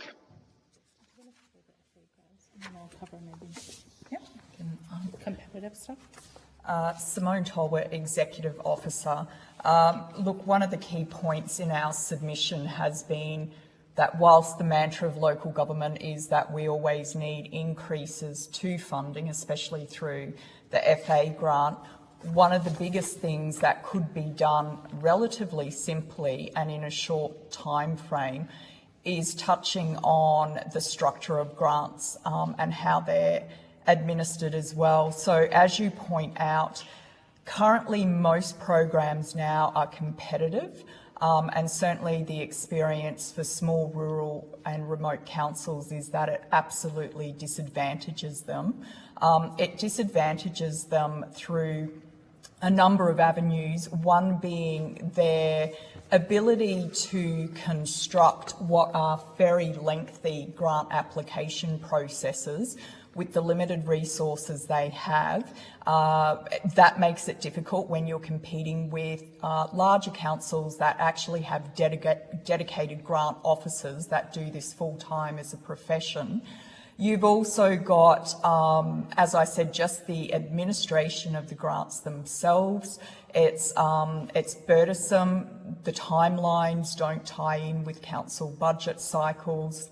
The regular milestone reporting, the acquittal process, it makes it extremely difficult. You've also heard from Mayor Beresford, Mayor of Paru, that the co-contribution is often difficult for small and rural and remote councils to find, say, for example, a 50% matching contribution to those funding streams. In terms of the number of Commonwealth government programs, I dare say there are many. Certainly we would highlight, ones like Roads to Recovery that have been around for a long time. They provide certainty, it's an allocation, it allows councils to plan accordingly. That is a model we'd like to see. It's fairly simple as well. It is just an allocation that councils can expect. There's not a lot of administration around it. Just by way of example, and look, this is a state government example, but there was quite a body of work done a number of years ago looking at reform of grants and subsidies at the state government level. And when we did a bit of an audit of how many programs there were approximately 300 various grant programs at the state government level that councils could access. So it really is just a potpourri of what is available, whether you're lucky to actually be successful in them, but certainly what we see when we reviewed I suppose the successful applicants to those programs over a number of years, and I dare say this is reflected, it would be the same at the Commonwealth level. Rural and remote councils as a cohort significantly were less successful in accessing grant and subsidy programs than the larger urban sectors, which again points to the problem that the councils that rely on the grants and subsidies the most, as we've heard this morning, are the least able to access them. So it really is a problem. If I could, Samantha O'Toole, Mayor of Balonshar, just given a comparison example from a federal level, perhaps. The recent local roads community infrastructure program, the LRCIP program that was previously allocated, again, it was an allocated model. Councils were nominated an amount and they were advised as such. The benefit of that program also allowed us to use it for maintenance of existing infrastructure. And so if we talked about water and sewage that might need upgrading, community halls that might need, critical work done to them, it allowed us to look across our asset network and look at what were the critical pieces of work that we need to do and appropriately allocate that money across. If we looked at the airport example that was given earlier, where often with those large capital programs, we have to build towards a business case, so we might have to have a full shovel-ready project that requires significant council's investment upfront to get things ready to go prior to the grant submission. That can be sometimes challenging to do with the timeframes that we're given. And then for the example of QLD, to come up with a $5.5 or $6 million co-contribution towards what is deemed an essential piece of infrastructure, financially really challenging to do, where they could have pulled, LRCIP and said, look, the airport needs that money, and we'll just allocate it across there. It just allows a much different approach from asset management from a council's perspective. Sean Ramage, Mayor of Merway. That's a really good point. If you really wanted an example, is that remote airport funding. I believe the package is around $30 million for all of Australia. And as Mayor Hall pointed out before, that for Quilpie Airport to be $14.5 million in this competitive funding round, and all our airports up to a standard now, it's almost 30 years since we were handed those over. It doesn't, the funding package realistically only does 2 airports of a remote community. So that's a good example that, and not only that, it's 50-50. So for us to find that revenue to even weigh into that situation is very hard, apart from doing small maintenance jobs. But that remote airport funding is a really good example of what you're talking about. Tiffany, if I can just add to that, sorry, Ben Hall, Mayor of Quilpie Shire. If I can just add to that, the cross-council synergy that we try to do, we have a 35% loading on our infrastructure building at a minimum out in these remote areas, and we really do try to work across Shire boundaries with like projects to, with that mobilisation into our regions, try to best deliver the best economic outcome for the entire region. And with untied funding models, that can be achieved. But if we are competitive and we cannot line those projects up, we are at a major disadvantage, and we see these cost blowouts. Right. Can I, in terms of all of, so the allocated grants like roads to recovery, essentially that gives you a few years and clearer line of sight. But, how are you alerted to the ad hoc competitive projects? Is it through something like Grant Finder? Is there a portal for local government that state or federal offer that enables you to see the suite of funding opportunities, albeit competitive, when they become available? Is there any? Just my question is, I know there are broad, Grant Finder type programs, but is there anything specific for local government? Deputy Chair, thank you for the question. I might throw to Tiffany Dare, who's the CEO of Balonshar, as the only CEO present with us today. Tiffany Dare, CEO of Balonshar. Not that I'm aware of. Council actually engages a consultant for over $100,000 a year to actively search for grants for council, and they send us a fortnightly report of every grant that is available and ones that they believe that we may be eligible for with the project list we provide them. That being said, we're not successful.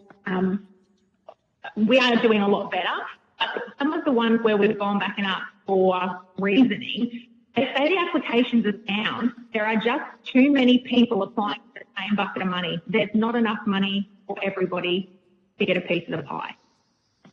Right. And for that 100,000, are they doing your applications as well?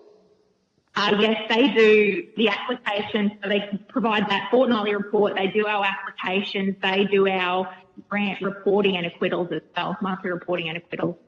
Okay. And can I just, as it by extension on this issue, what sort of engagement do councils have with the sort of state and federal local government department bureaucrats? Are they regularly coming out to talk to you? Are these sorts of issues that they canvass with you on a regular basis?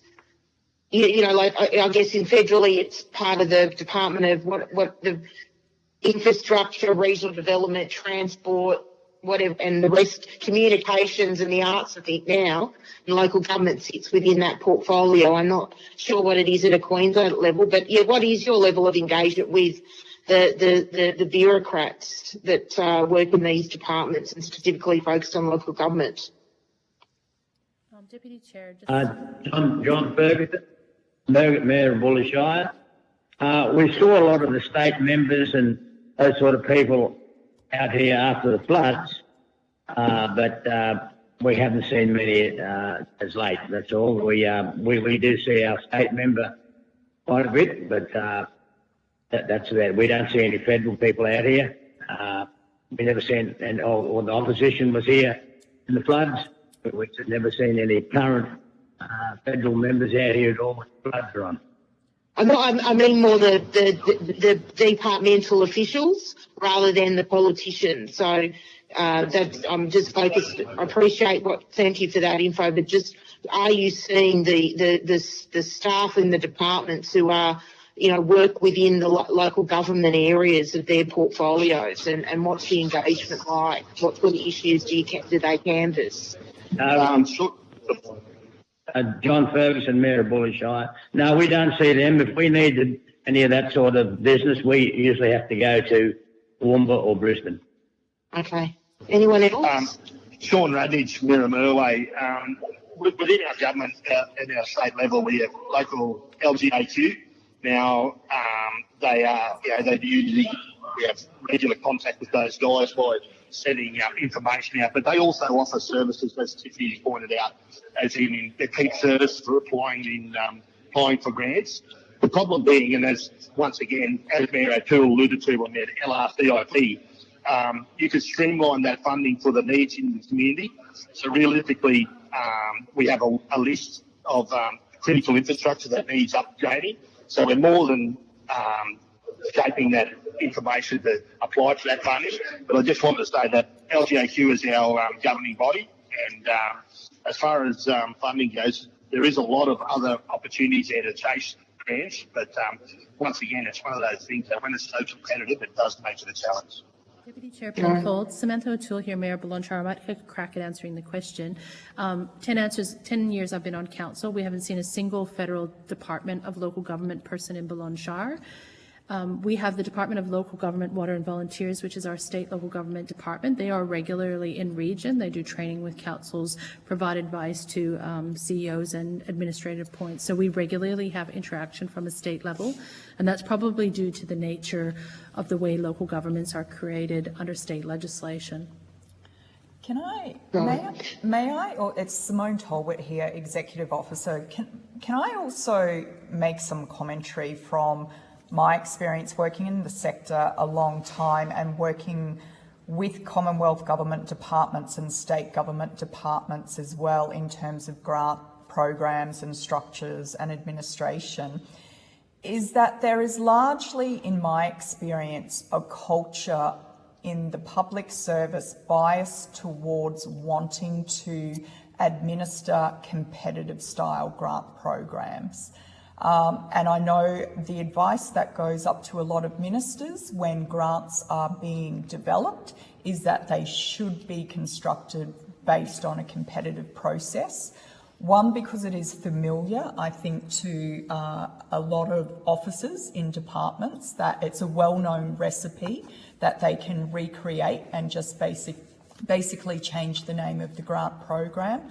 I'm also conscious in speaking to those individuals that they often say they need to give the minister an opportunity for an announceable, and the best way to do that is to have a grant program that is structured competitively, because the minister will want to go out and cut ribbons.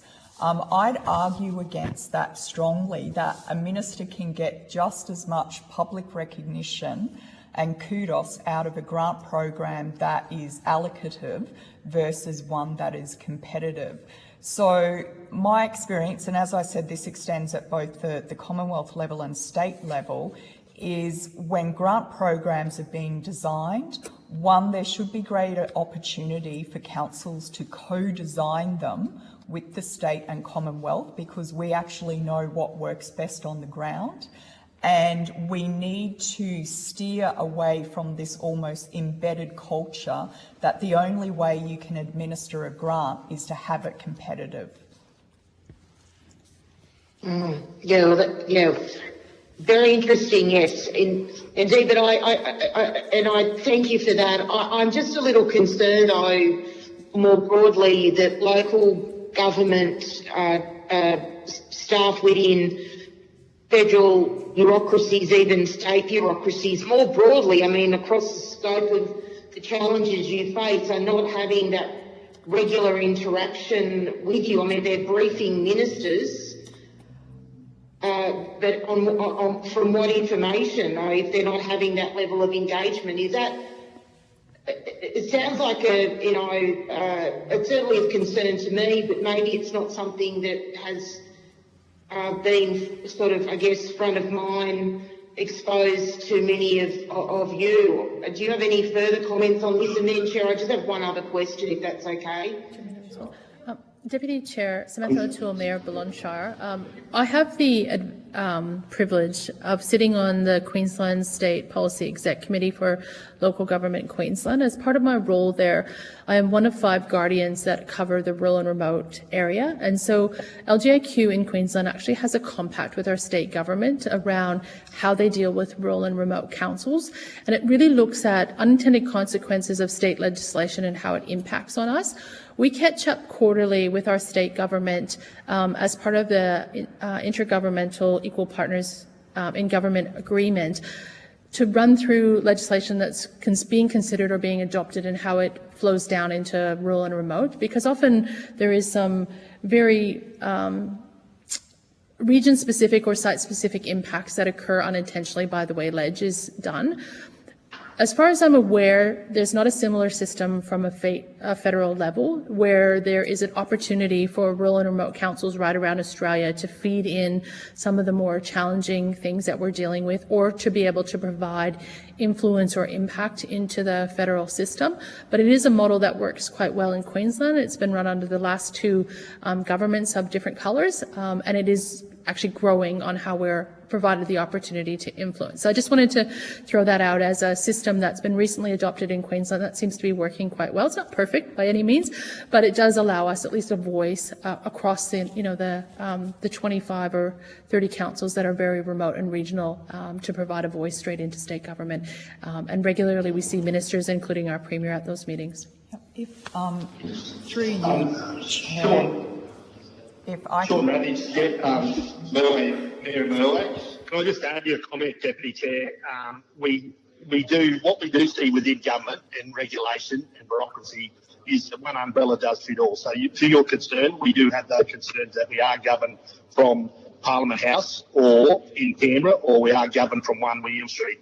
One umbrella doesn't fit all. You are right, but those government bureaucrats federally are making decisions for us that without being to our regions to understand what we're going through. Hence why we're sitting through this parliamentary inquiry right now. So I concur with your concerns moving forward. Thank you. Right. Thank you for that.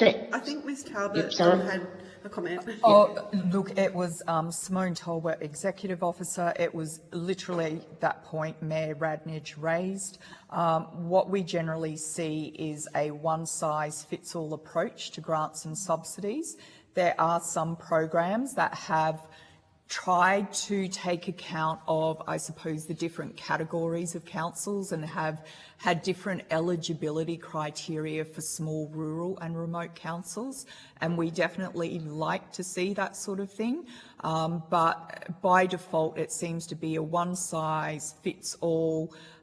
Dare I say, a lot of the experience is city-centric experience, and you can't blame people for that. They don't know what they don't know, but they have very little understanding of the pressures and extreme pressures on rural and remote councils and their ability to participate in the grants and subsidy programs. Right. Well, look, thank you all very much for exploring that issue. I have one last question, and this is a pretty big one that goes to, frankly, the purpose of financial assistance grants, which under the existing Act is pretty much structured around, equalising the capacity of councils to deliver like services. My question is, should the purpose of the local funding, the financial assistance grant funding, be to equalise council finances, or should it be to equalise the quality of life and services available to Australians regardless of where they live?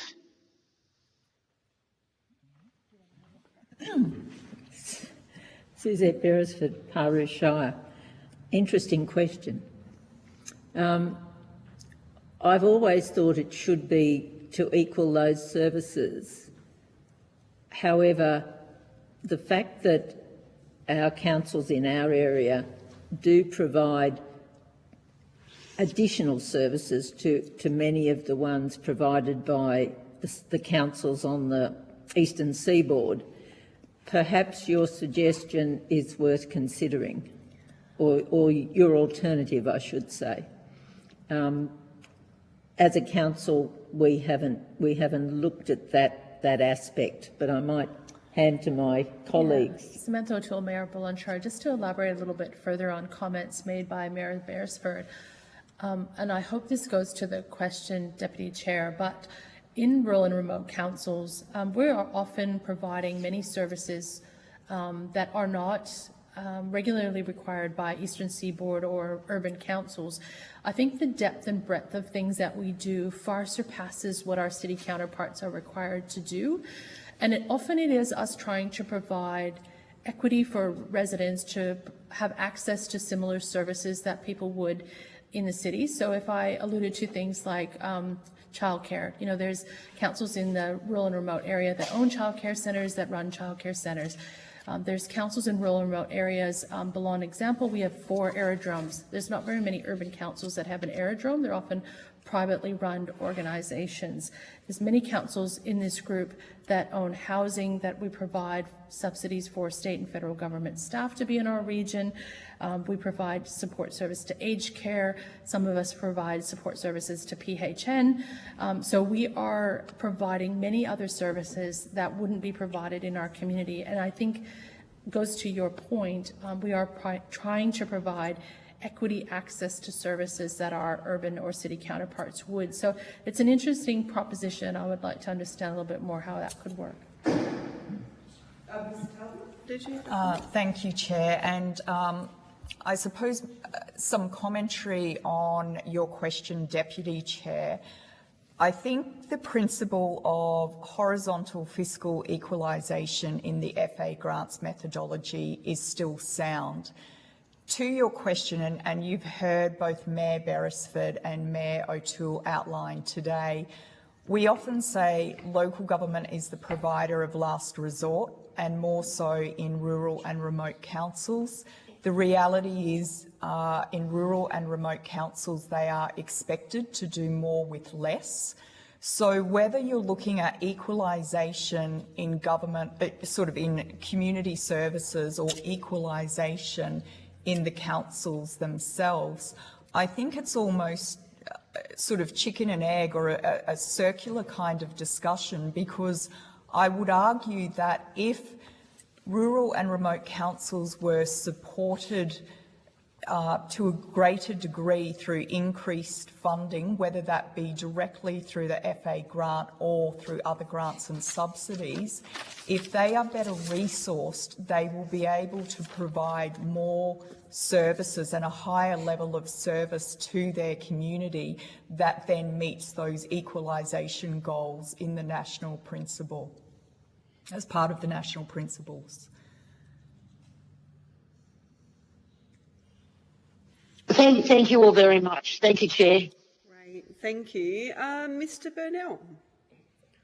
Thank you, Chair, and thank you all for providing evidence today. We've covered a lot of ground, it feels like, and many of the questions I wanted to ask you've already answered, but I wouldn't mind just getting your views on how much of local infrastructure, of the local infrastructure challenge relates to maintaining existing assets rather than constructing new assets. And I think from what I've heard, correct me if I'm wrong, I think it sounds like there's competing interests in different shires. Suzette Beresford, Mayor of Paru. Yes, I've got an example of in answer to your question, the Building Early Education Fund, which the Commonwealth currently has out for childcare. It's to build and expand for not-for-profit childcare centres, and it did have local government, I thought, mentioned in the guidelines. But some of the restrictions on it, like we have a childcare supplier, provider, who also provides in our neighbouring shire of Merway at Charleville. And so under those guidelines, the service provider was only allowed to put an application in for one location. And because it was more targeted towards new builds, they put the application in for Charleville, which is fine. But they tried to put an application in for an upgrade to our facility, which they weren't allowed to do. And so it comes to this point of funding, we get back to this funding allocation where councils can prioritise what they need. In our case, we provide an existing building for our childcare. It was previously a children's hostel or a students' hostel, but it's an older building and it now needs upgrading. But there is no funding available to do that upgrading. It doesn't fit the guidelines of the BEEF funding. So I think there are a lot of areas, a lot of instances, in the councils where they need that upgrading funding rather than build new. Yeah, I would agree. Sean Radnitz, Mayor of Merway. Just a great question, and this is a state challenge in the fact that our water infrastructure is governed by the state. The South West councils, which you're speaking to, the South West Rock, we received $2 million out of funding from the state government about 4 years ago to put together a strategy about our water infrastructure across the 6 shires. Now, this is about putting forward what infrastructure needs to be done in its category of best to worst, worst to best, I suppose. Now, the biggest challenge we have is that's coming in for the 6 shires to get us up to standard is about $60.5 million over a 3-year period. Now, obviously, that only funding that's available is through the state, which is fine. But just to put to your question about what are the challenges and what our councils face. So we work really hard to put that. We've got to really build those cases because our funding's competitive.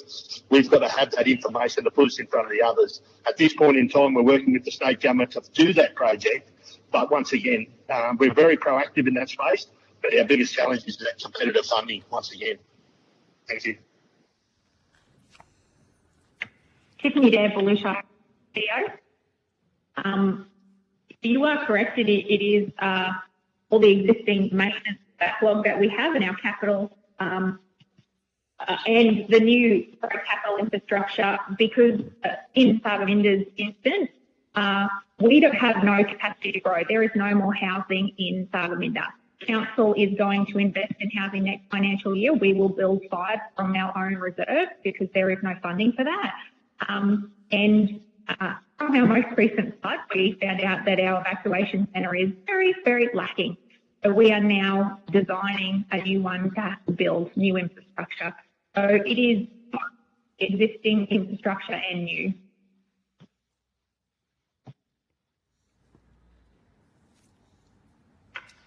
Thank you for that. Can I just wanted to go to, and forgive me for not knowing who it was. I think it was Mr. Ferguson, but I might be wrong, with the building of the new school. So is that being supported by state government or not? John Ferguson, Mayor of Buller Shire. No, it's not. We funded that and we maintain it. The state government let us build it on their grounds at the school, but we get nothing back from that. Everything we do to that, and we provide a teacher to go into there, and we do that to keep people in our town. Right, so there's no state funding whatsoever to help support the school to remain viable. Tiffany Dash, CEO of Buller Shire. I will say that QLD did rebuild it after the most recent flood, but no, council does pay for the full cost of that, and the distance ed runs their secondary learning out of it. Right, okay, thank you. Great. Thank you, Chair. Thank you.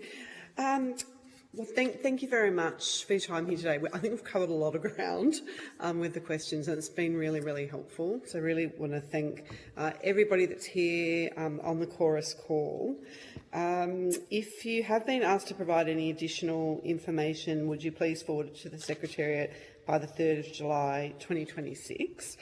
You will be sent a copy of the transcript of your evidence and will also have an opportunity to request corrections to transcription errors. I now suspend the hearing.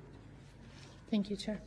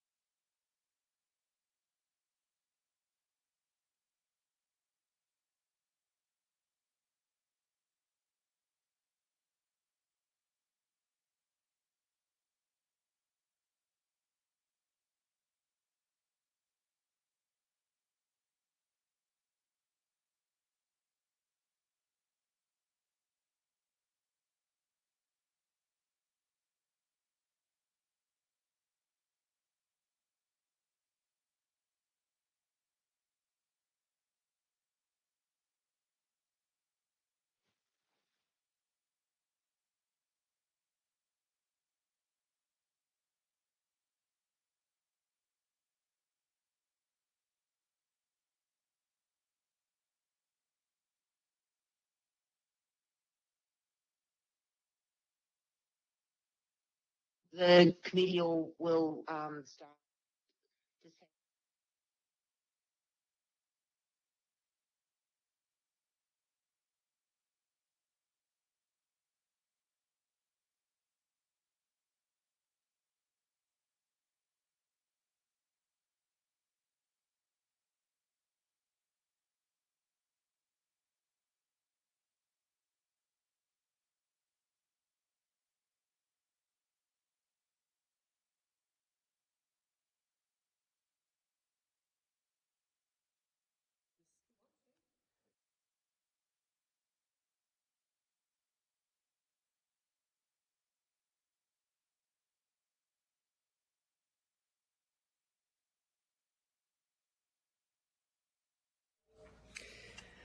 I now resume the public hearing. I now call on representatives from the Western Queensland Alliance of Councils Leadership Group to give evidence. For the Hansard record, would you please state your full name and the capacity in which you appear before the committee?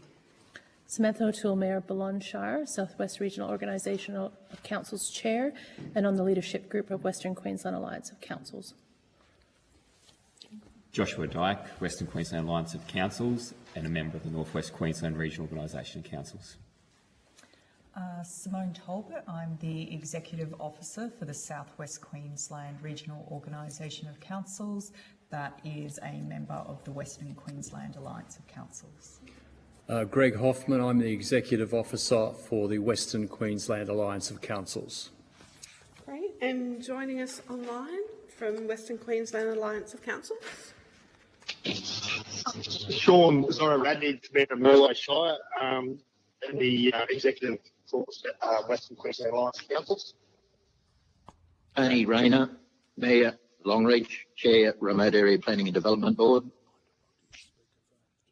Andrew Martin, Mayor of Blackwell Chamber Regional Council, Deputy Chair of Rapid and Leadership Group of the Western Alliance of Councils. Great, thank you. I might just remind... One more. Oh, one more, sorry, yep. Barry Hughes, Chair of Northwest Regional Group of Councils and Executive Member of WAC. Oh, great, thank you.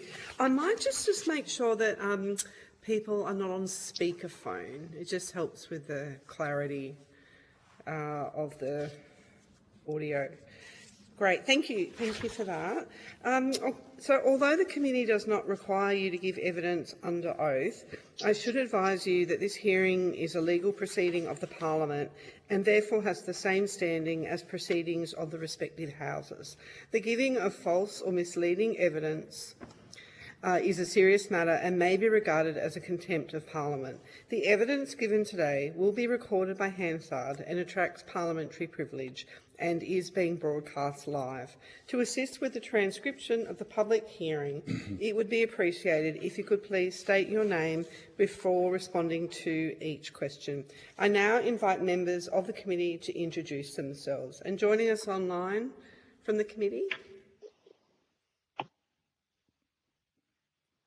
Alison Penfold, Federal Member for Lyme, Mid-North Coast, New South Wales. Matt Burnell, Federal Member for Spence, Northern Suburbs of Adelaide.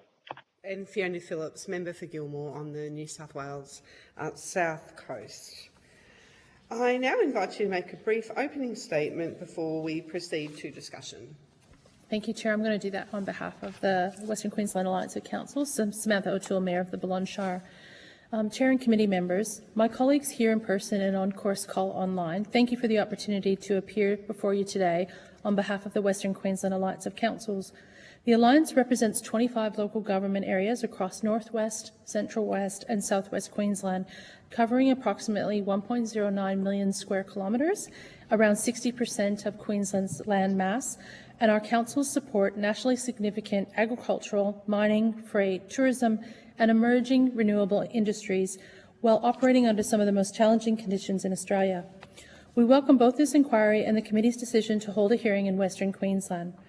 For rural and remote councils, this is the most important public policy review currently before the Commonwealth. Our submission demonstrates the issues identified in the previous inquiry into local government sustainability remain unresolved and in many cases have intensified.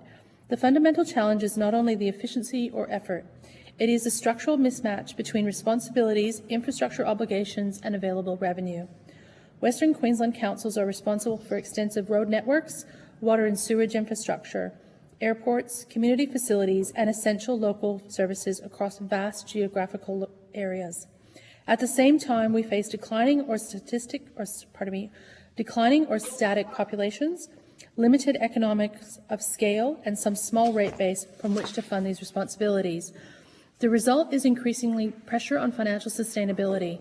Many councils continue to experience operating deficits, growing infrastructure renewal liabilities, and increasing difficulty maintaining expected service levels.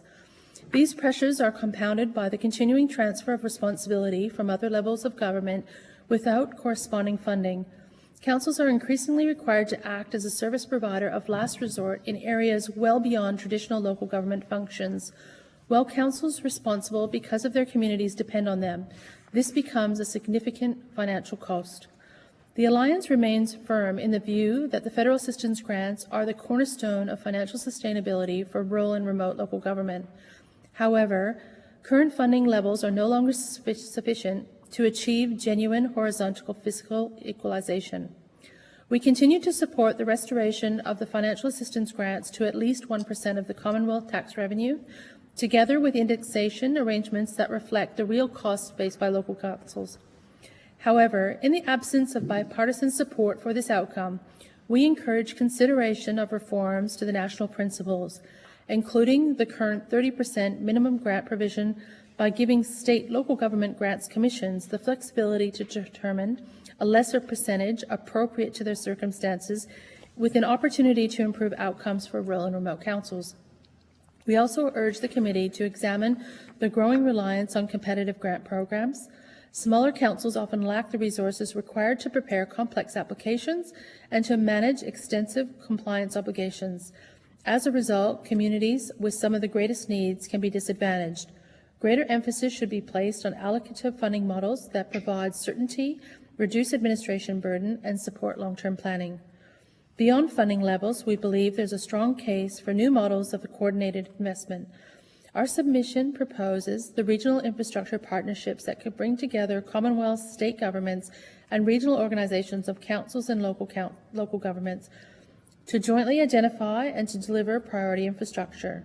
This would be more strategic, place-based investment rather than a fragmented program-by-program funding. We encourage greater integration of disaster management, resilience, and infrastructure planning.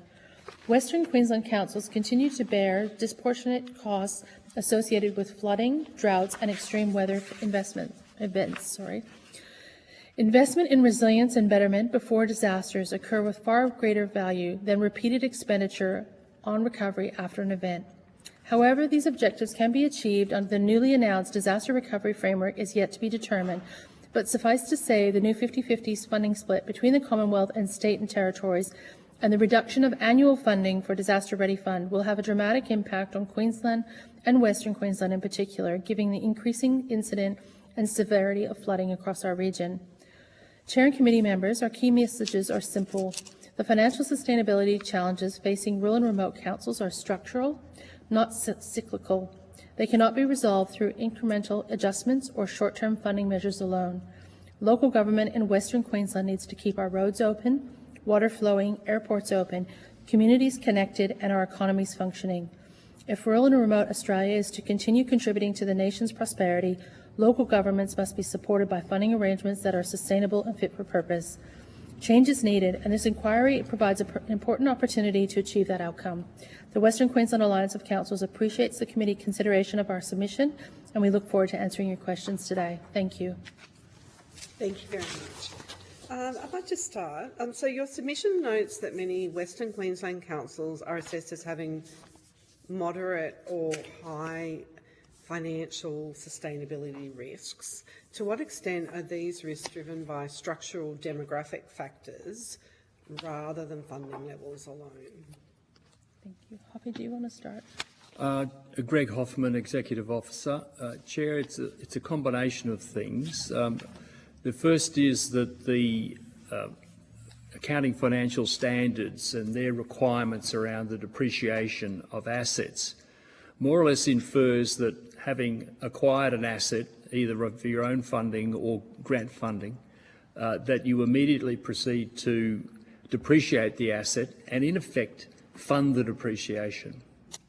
Now, given the inability of the councils to do that because of the scale, the size, their lack of capacity, they find themselves in a situation where, on the books, they are in fact having an operating deficit because of the depreciation costs that go with the assets. The nature of local governments generally, but in Western Queensland, in rural remote areas generally, is that they are very significantly infrastructure providers, fundamentally important connectivity, and in our case, water and sewerage, and that means there is inherently a high cost base in their operations, and that overlaid with this nature of the financial accounting standards and the requirements around depreciation. There's a longer story to that and the challenges that it presents, but in answer to your question, it is a lot to do with the financial circumstances in which they have to operate and the nature of the business that is uniquely infrastructure driven in rural remote areas. Did anyone else want to make a comment on that at all?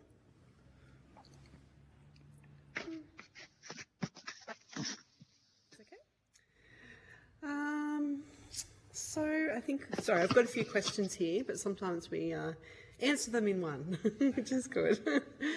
So I guess I just wanted to talk a little bit about,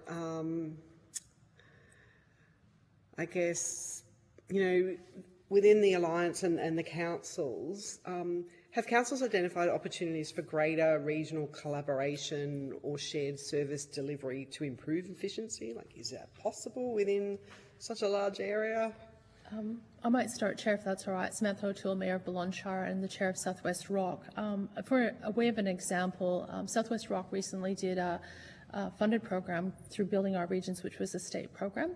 We looked at a specific asset class at water and sewage and did a full asset evaluation across all sections in that asset class, and then developed a forward works program for that. Through the collaboration between South West Rock, the Rapid region and Northwest, at times while we were progressing through that, we've been able to collaborate across different regions to achieve financial outcomes for things like cleaning out water reservoirs. I'm sure there's other examples that mayors can give where we have collaborated even across the huge geographical region that we are, because some of the skill sets that you need to manage those assets are very specific. So to have a company come in and clean out your water reservoirs, they're very specialized people. And if we can collaborate across region and coordinate tendering or coordinating procurement together, we often get a much better financial outcome on the ground. Through you, Chair, if I can give an example of that. And look, collaboration is absolutely a necessity in Western Queensland. Hence, you have regional organisations of councils, and I know they're doing some really good projects up in the northwest as well in terms of pooling resources and trying to bring in staff at a regional level as well. But the example Mayor O'Toole has just highlighted, we have done some number crunching, and by delivering a works program for water across all 6 councils, that saves around $500,000 annually across the region. So we are absolutely always looking to save as many dollars as we can through regional collaboration, whether that be in infrastructure delivery or even just pooling resources to have coordinators that work across the region. For example, we have waste coordinators in place. We have other offices in place as well for those type of initiatives. So, okay. Through the chair. Yep, go ahead. Tony Rayner, Mayor, Longreach Regional Council. Mayor Andrew Martin and I and other Rapid councils share various positions. So our environmental health officer is shared across multiple councils. We provide IT services across multiple councils, and we also do the same with disaster coordination. So there are a number of functions where positions are shared for cost savings. Thank you. Great, thank you. And Mr. Dyke, did you want to make Chair. Oh, I might just go to Mr. Dyke and then I'll come back to... Yeah. Thanks, Chair. Josh, North West Queensland Rock. I suppose just one feedback in regards to coordinators. We're seeing more and more programs, state and federal government programs that provide funding to regional organisation and councils to engage coordinators. We're very thankful for that, but what we also need in addition to that is funding to go and to deliver projects on ground. As highlighted in the WAC submission, that's a fundamental issue for us, is delivering on-ground services. The provision of funding to engage a coordinator solely does not support the delivery of those on-ground actions. There's a gap there. So in regards to future funding packages, it's key that that is a component of those funding packages. Great, thank you. And sorry, there was a comment online, I think. Yes, Chair. Thank you. Andrew Martin, Mayor of Blackwell Tambo and Deputy Chair of Rapid. In addition to all of those cost-sharing exercises that we're all in on, bearing in mind, I think, the difference, the kilometrage from the bottom of the southwest rock to the top of the northwest rock is in excess of 2,000 kilometres. It's pretty hard to share anything other than the ones that were outlined. But could I just go back? My understanding of the instigation of financial assistance grants was at the behest of former Prime Minister Gough Whitlam, who designed those grants specifically for areas like ours, so that we could employ staff on a permanent basis to maintain the infrastructure, bearing in mind things have changed a bit since 1975, or 78, or whenever they were brought in. But and we do share what we can, but it was specifically to keep permanent staff on the ground in councils such as ours, so that the infrastructure that we've just outlined could be maintained on a year-round basis, and therefore keep the population in those towns and those people employed for the ongoing prosperity of those towns. Now, and that, to a certain extent, that still applies. But the cost increases and the technology increase and all those other increases that we've suffered over the last probably 10 years have outstripped the efficacy of the financial assistance grants. We do need to, you know, and it'd be fairly bold of me to propose that we just bring those financial assistance grants back to remote and very remote councils, because there'd be an outcry across the country. But just keep in mind, if you would please, the initial purpose for those grants. I will leave it at that for the moment. Thank you, Chair. I probably will point out, and I know you said this as well, but you know that was 50 years ago, and obviously a lot has changed since then. You know, there was no GST, no roads to recovery funding, no growing regions program, no $2 billion under the local infrastructure fund, and I think what the budget papers show that financial assistance grants, I think, have gone up from 3.4 to 3.6 billion. But if we actually put them back up to the 1%, it would actually take a 71% increase. And cost, I've got a costing somewhere. I'm just trying to say that it is a different environment that we're operating in from when they were first established. Yeah. I do accept that. I do accept that, Chair. But those grants and facilities that you've just named are specific. They're not untied. They are specific to projects. Well, roads to recovery is an allocation for councils. Correct, but for roads. Yeah, for roads. That's right. Yeah. And so the untied section of the federal assistance grants has been a boom, and I'm very grateful for the funds that we get under the FAGs at the moment.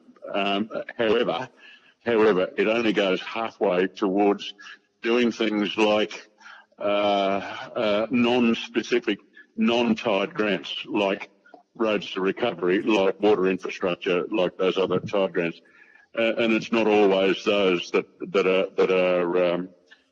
are putting financial strains on our councils. Yeah, okay. So I might just move on to another question then, talking about infrastructure. So the Alliance, as you've said, represents councils responsible for 63% of Queensland's land mass, which is huge. This is just a question for anyone that would like to answer it. So what are some of those unique infrastructure burdens arising from servicing such a large area? I want to move down through the state. Do you guys want to start at Northwest? Can I refer the question on to Councillor Barry Hughes? Yeah, sure.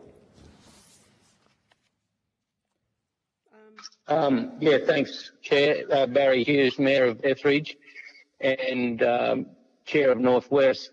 What we're seeing is local government being sucked into a vortex of financial pressures based on service provision, public expectation, and the widening chasm between state and federal funding to be able to supply a reasonable living standard, which includes roads and transport corridors, it includes housing, it includes health and education.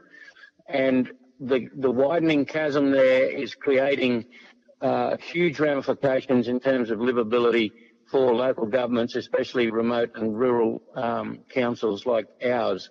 And what we're asking for is an opportunity, I guess, to inject some fairness and some equality across the board in terms of being able to supply those living standards and go somewhere or somewhat towards satisfying what the public expectation is.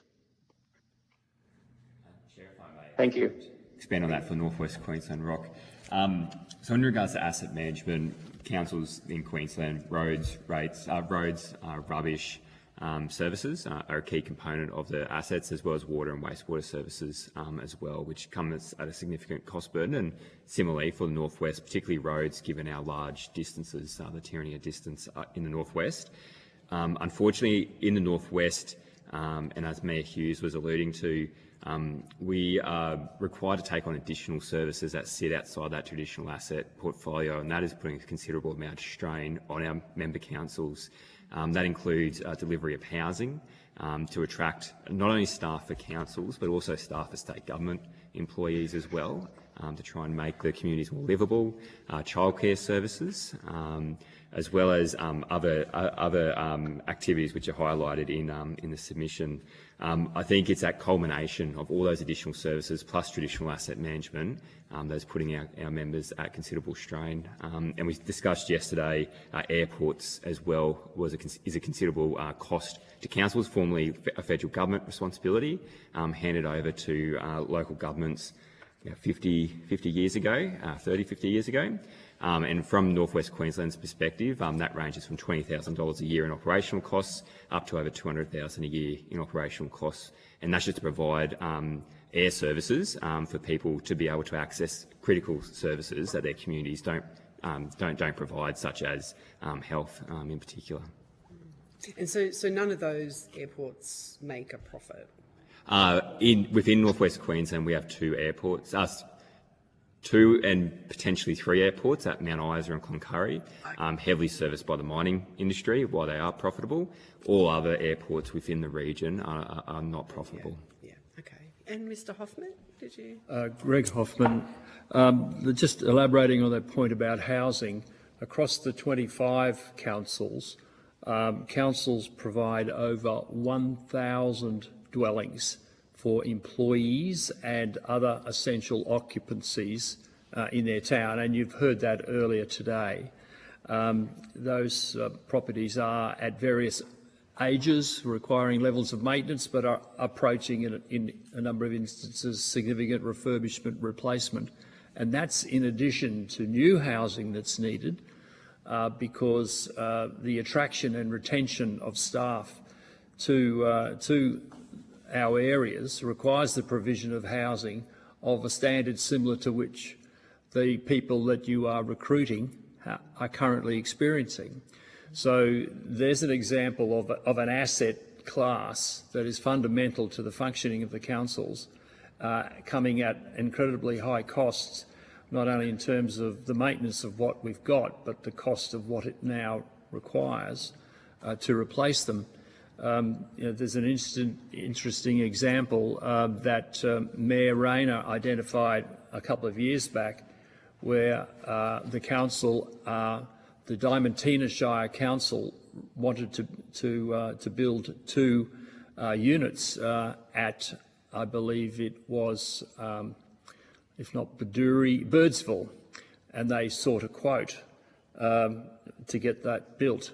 The cost of building was in fact, if not $1 million, maybe in the order of 900,000. That was for one, not the 2. And I think they have found an alternate solution.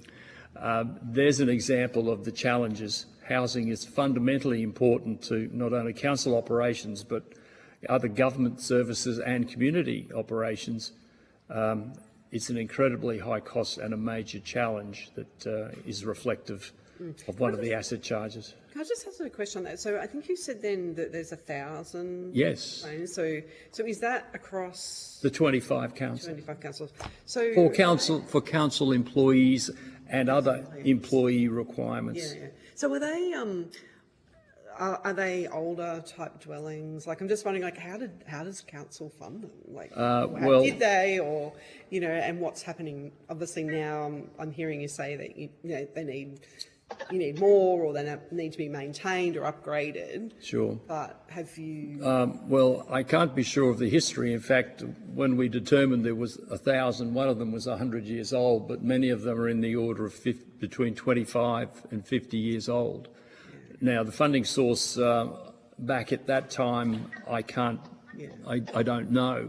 But now it's a combination significantly of grant funding or council's own source revenue, if in fact they have managed to put aside funding for that purpose. But increasingly it's looking to grant funding, and in fact the federal and state grants programs are of significance to them. And the Residential Activation Fund was mentioned in a presentation earlier today, which is a state government program designed to enable councils to build fundamental infrastructure, roads, water, sewer, in other words, the subdivision of land, so that housing can be built, whether by councils or whether by others. Maybe some level of private investment might follow by the removal of the costs of providing the initial infrastructure. And have you looked at, or any of the councils looked at accessing some of those Commonwealth, housing programs like the Housing Australia Future Fund? There was also more funding in the budget to assist with, enabling infrastructure. In fact, yes. That's the local infrastructure fund in the budget. Yeah. Well, coincidentally, the Alliance is currently, with assistance, grant funding, we've assisted investigating the ability to establish a community housing provider model that can apply to those council houses. This would enable access to a wider range of grant programs at a federal level as well as state level, and done under the not-for-profit framework, has other tax incentives. So there's an example of where this alliance is in fact looking at a new approach to dealing with housing. And I think you've already heard how collectively within the regions and across the total area, we are definitely exploring ways in which we can take advantage, aggregate demand, aggregate supply, aggregate finance, aggregate management, all of which goes to to achieving the economies which individually councils can't do. And in fact, our whole submission is built around how things can be done on a bigger platform regionally, and our submission talks about programs that we could look to, and later I'll seek an opportunity to give you some examples of that. Great, thank you. If I could go to the Rapid region, Mayor Rayner, did you want to elaborate a little bit more about the infrastructure in your region? Thanks. Tony Rayner, Mayor, Longreach Regional Council. Just on the housing, Chair and members, we access the affordable housing program, and that enabled us to build 6 new houses here for council employees. We did encounter a challenge then because the income threshold to meet the criteria for affordable housing was very difficult to achieve, where you had families with 2 incomes or more than 1 income. So that does need to be reviewed, because we now have 6 houses and only 3 of them have occupants. So if we can't fill them, we'll have to make them available for general commercial rent, which is not the intended purpose. But like all of the councils across the whole Western Queensland region, there's a critical shortage of housing, very old housing and very expensive. Greg gave an example before of $1 million to build 1 house in Birdsville. Here in Longreach, it's in the order of $850,000 to $900,000 for a base level house. So they're good examples of additional costs that are not encountered by councils closer to southeast Queensland. Chair, if I can, Samantha O'Toole, Mayor from Ballon Shire, just to elaborate a little bit further, and we did cover some of this earlier, but other examples of infrastructure that councils run right across the WAC region would include, as has been elaborated, housing, airports. As we said, there's 24 in the southwest. Bores, and many of our communities are completely reliant on GAB water and for our communities. So many of us have extensive water and sewage network systems that we run. Some of us, as you heard earlier, are responsible for the construction of schools, country university centres, aged care facilities, childcare facilities, and tourism infrastructure, in addition to roads networks and community infrastructure such as halls and I suppose common local government infrastructure that you would have with amenities and things of the like. Thank you. All right, look to the Deputy Chair. Great. Thank you very much. Thank you all for appearing today. I sort of hearing very much. There's 2 things. One around the, as words used earlier, structural mismatch between revenue and responsibilities, and very much your desire to make your neck of the woods livable for the people in your region. I want to start off just exploring with you the different grant programs that you interact with, what the cost is to councils, how you go about making applications, and your strike and success rate. Anybody want to jump in? Just open to anybody. Samantha O'Toole, Mayor of Ballon Shire. I might start then, and as we elaborated earlier, there's probably 2 main buckets of grant funding that councils try to access, and that's the competitive grant funding, where programs might be open from a federal or state government, and we competitively put a bid in towards seeking an outcome for grant funding there. And then there would be the allocative model, and I use the example of local community infrastructure. I'm going to get the acronym wrong, LRCIP, Local Roads Community Infrastructure Program, or Roads to Recovery money, which was a bucket and a number that was allocated to local governments around the country, and then we nominated into the department the projects that we wanted to do under that funding, and achieved an outcome that way. I'm not sure if some of my counterparts through the region want to give further examples. It was more that I'm interested in the costs to council in, particularly with the competitive grant programs, how you go about, particularly being small remote councils competing against larger city councils, what the impact is on you, the resources it takes for you, and the success rate. Thank you, Deputy Chair, for the redirection. I think one of the biggest costs for us in our region is the creation of a business case, or to get something to what we, in inverted commas, say is shovel ready.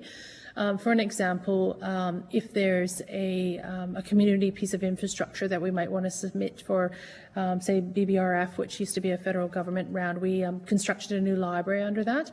To get that library construction to a full business case, Council invested over $250,000 of our own money, to have extensive drawings done, to have it costed, and to have that project completely shovel ready so our grant application could be submitted. We desperately needed a new community facility, but without investing that money, there's no way we could have submitted the application.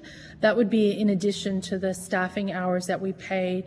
We have one of our administration officers that does do the grant submissions on our behalf, and she did hundreds of hours literally to commit a grant application of that magnitude. So you'll often find there's a lot of upfront costs from councils, and particularly in recent years, there seems to be a much more focus on things being shovel ready.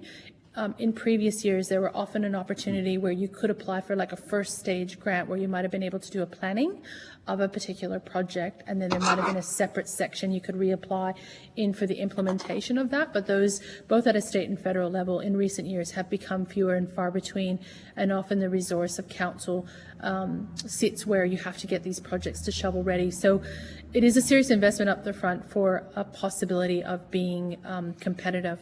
But I might throw to some of my mayors that are online to give other examples of impacts on their councils and getting grants ready to go. Yeah, if I could jump in there through the chair, Mayor Barry Hughes, Chair of Northwest Rock. If I could just give a quick example, writing submissions for grant funding is above and beyond the capacity that our small council has. So we lean heavily on universities like Griffith University to assist us in the grant writing side of things. Two of the issues that we face are timeframes and criteria, and being able to utilise that funding given the challenging climatic conditions that we face sometimes, getting people to travel to be able to construct or supply and construct. There's a whole range of issues that impact on that timeframe component of grant funding. But without the universities, we would certainly be found floundering.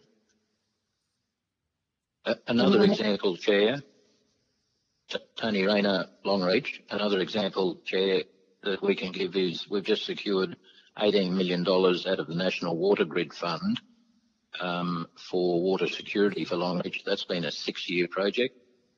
And part of the expense incurred by council is that of people having to fly in to your town to help with the design, to do the environmental studies. So there's a huge cost there for Longreach Council that we haven't fully calculated yet over the last 6 years what we've spent just on that alone. But that's a major cost that would not be shared by someone in southeast Queensland. Can I just, by extension and again to everyone, I mean, where are you?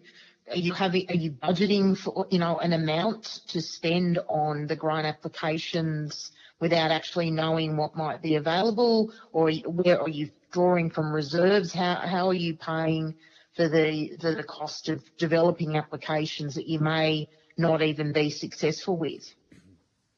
That's right. In some instances, that's an in-kind. Tony Rayner from Longreach, that's an in-kind, contribution that you wear the cost of with many grants. Deputy Chair Samantha O'Toole, Mayor Balonchar, I would say it's a combination of the suggestions that you've made. We often from Balonchar will have a small allocation in our budget to bring projects to shovel ready, never knowing what possibly opportunities may present itself in the future. We obviously have asset management plans in lots of asset classes where we have high priorities that we may have already worked towards a business case. And at times, you're right, if we do have reserves in a particular capital area or related to a particular asset class, we may pull from reserves, but that is very difficult to do in some asset classes. I would use the example of waste facilities, which I do not care to consider as an asset class, but it's often very difficult to bring something to a business case from a reserve for waste, because those waste programs often run year on year as a deficit. So it's a bit of a lucky dip, really. And you never know what at a state or federal government level will come available. That's, I think, one of the other challenges from grant funding is often a program is announced and we might see 1 year or 2 years, but you're never guaranteed that the funding will be long term. So if you're working towards something to be shovel ready, you often have to work in a very tight time frame between an announcement and a closing deadline.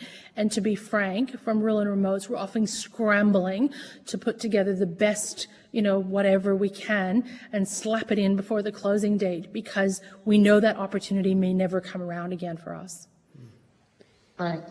Mr. Hoffman, I think wants. I was just going to add to, in addition to the factors that Mayor O'Toole has just outlined, is the availability of the co-contribution within the current council budget. If it's a co-contribution and it's not budgeted, or you don't have the flexibility to reallocate, then you will miss that opportunity for that reason as well. So that's why in one of our recommendations is a consideration of some flexibility or variation on co-contributions for rural remote councils, because unlike the larger coastal councils that have got more flexibility in their budget, rural remote councils don't. Can I give a very specific? Yep. Sorry, Chair. Mayor O'Toole, Boulogne Shire Council. I just wanted to give a very specific example, and then I'll let Josh go. We recently were successful in Boulogne Shire for funding to rehabilitate a bore that is nearing 100 years old, and we needed to establish a second bore service for the community of St. George.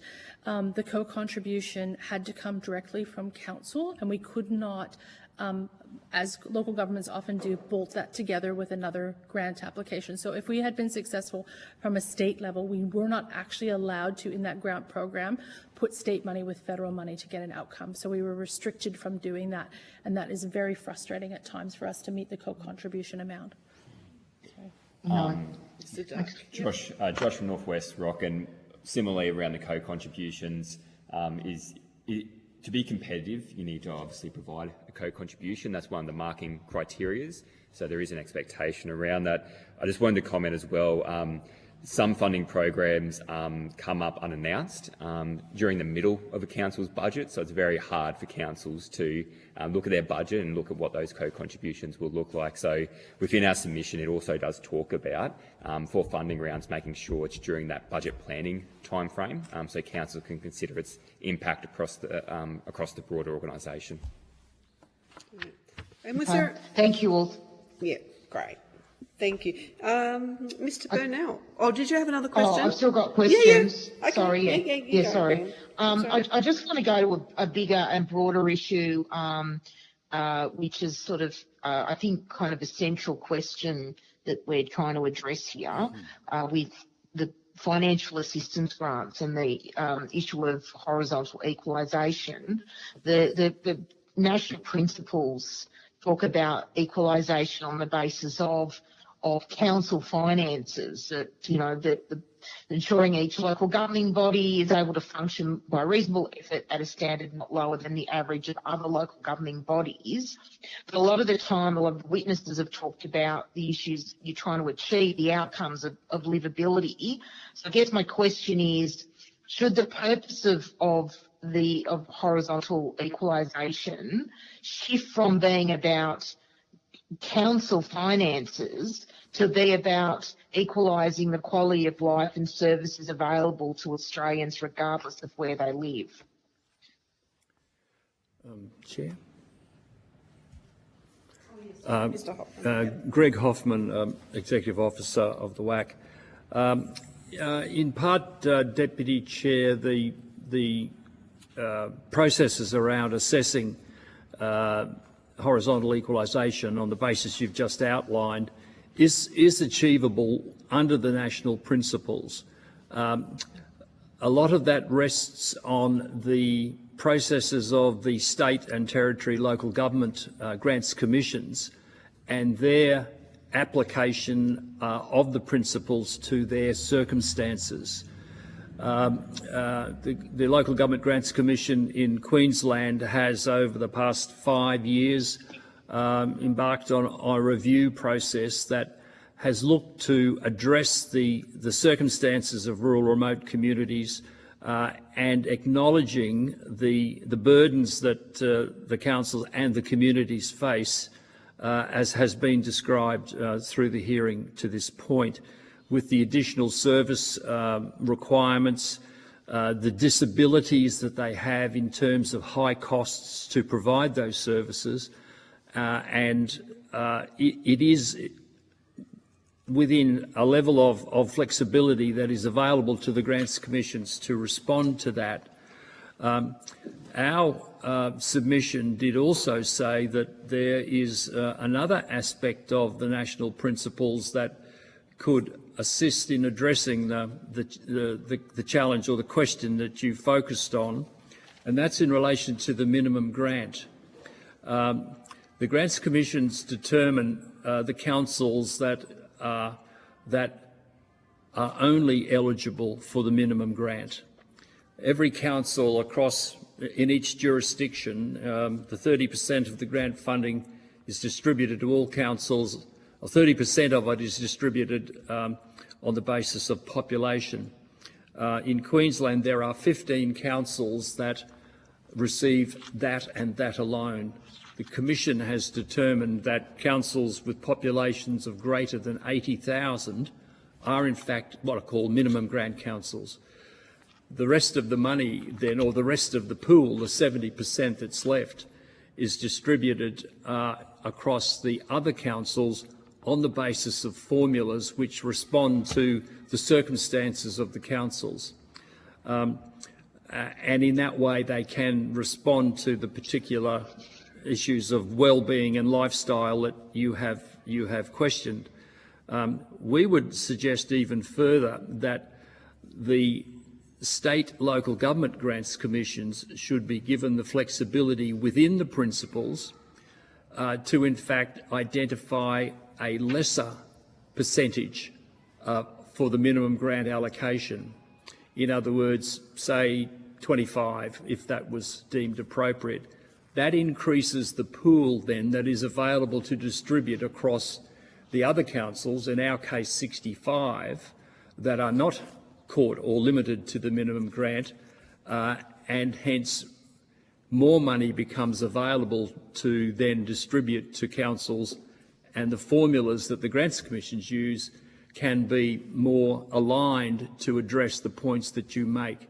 So I guess what we're saying here is that whilst we would always advocate for an increase in the financial assistance pool, that to the extent that that is not available, then within the current pool, amendments to the principles to give state grants commissions flexibility around the percentage that is allocated to the minimum grant group then has the potential to support the other councils, particularly the smaller rural remotes.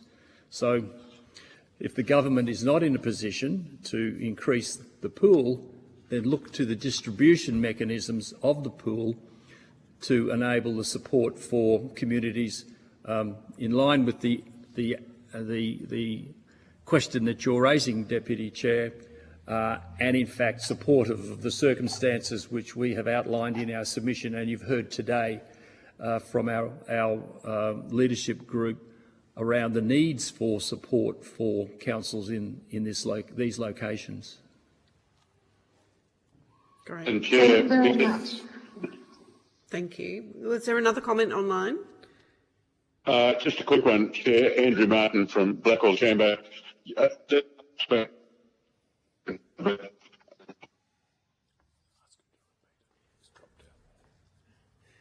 Are you there, Councillor Martin? Good. Good old Councillor nodded me again. I might just stop you there. You just dropped out for a bit, so I might get you to start again. Sorry.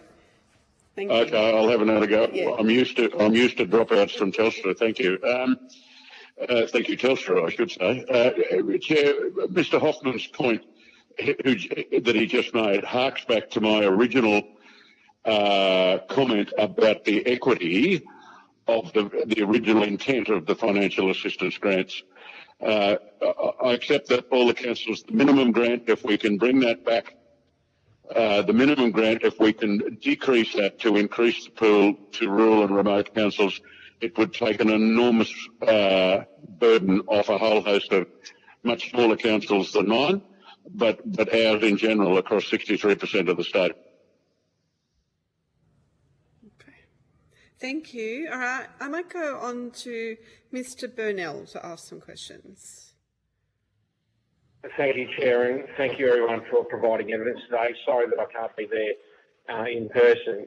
I know that there's been quite a bit of ground covered, and many of the questions that I was looking to ask have been either asked and answered or answered just in the broad responses that have been given. So thank you. But I do have one, and that's what Commonwealth programs have delivered the most value to Western Queensland councils over the past 5 years?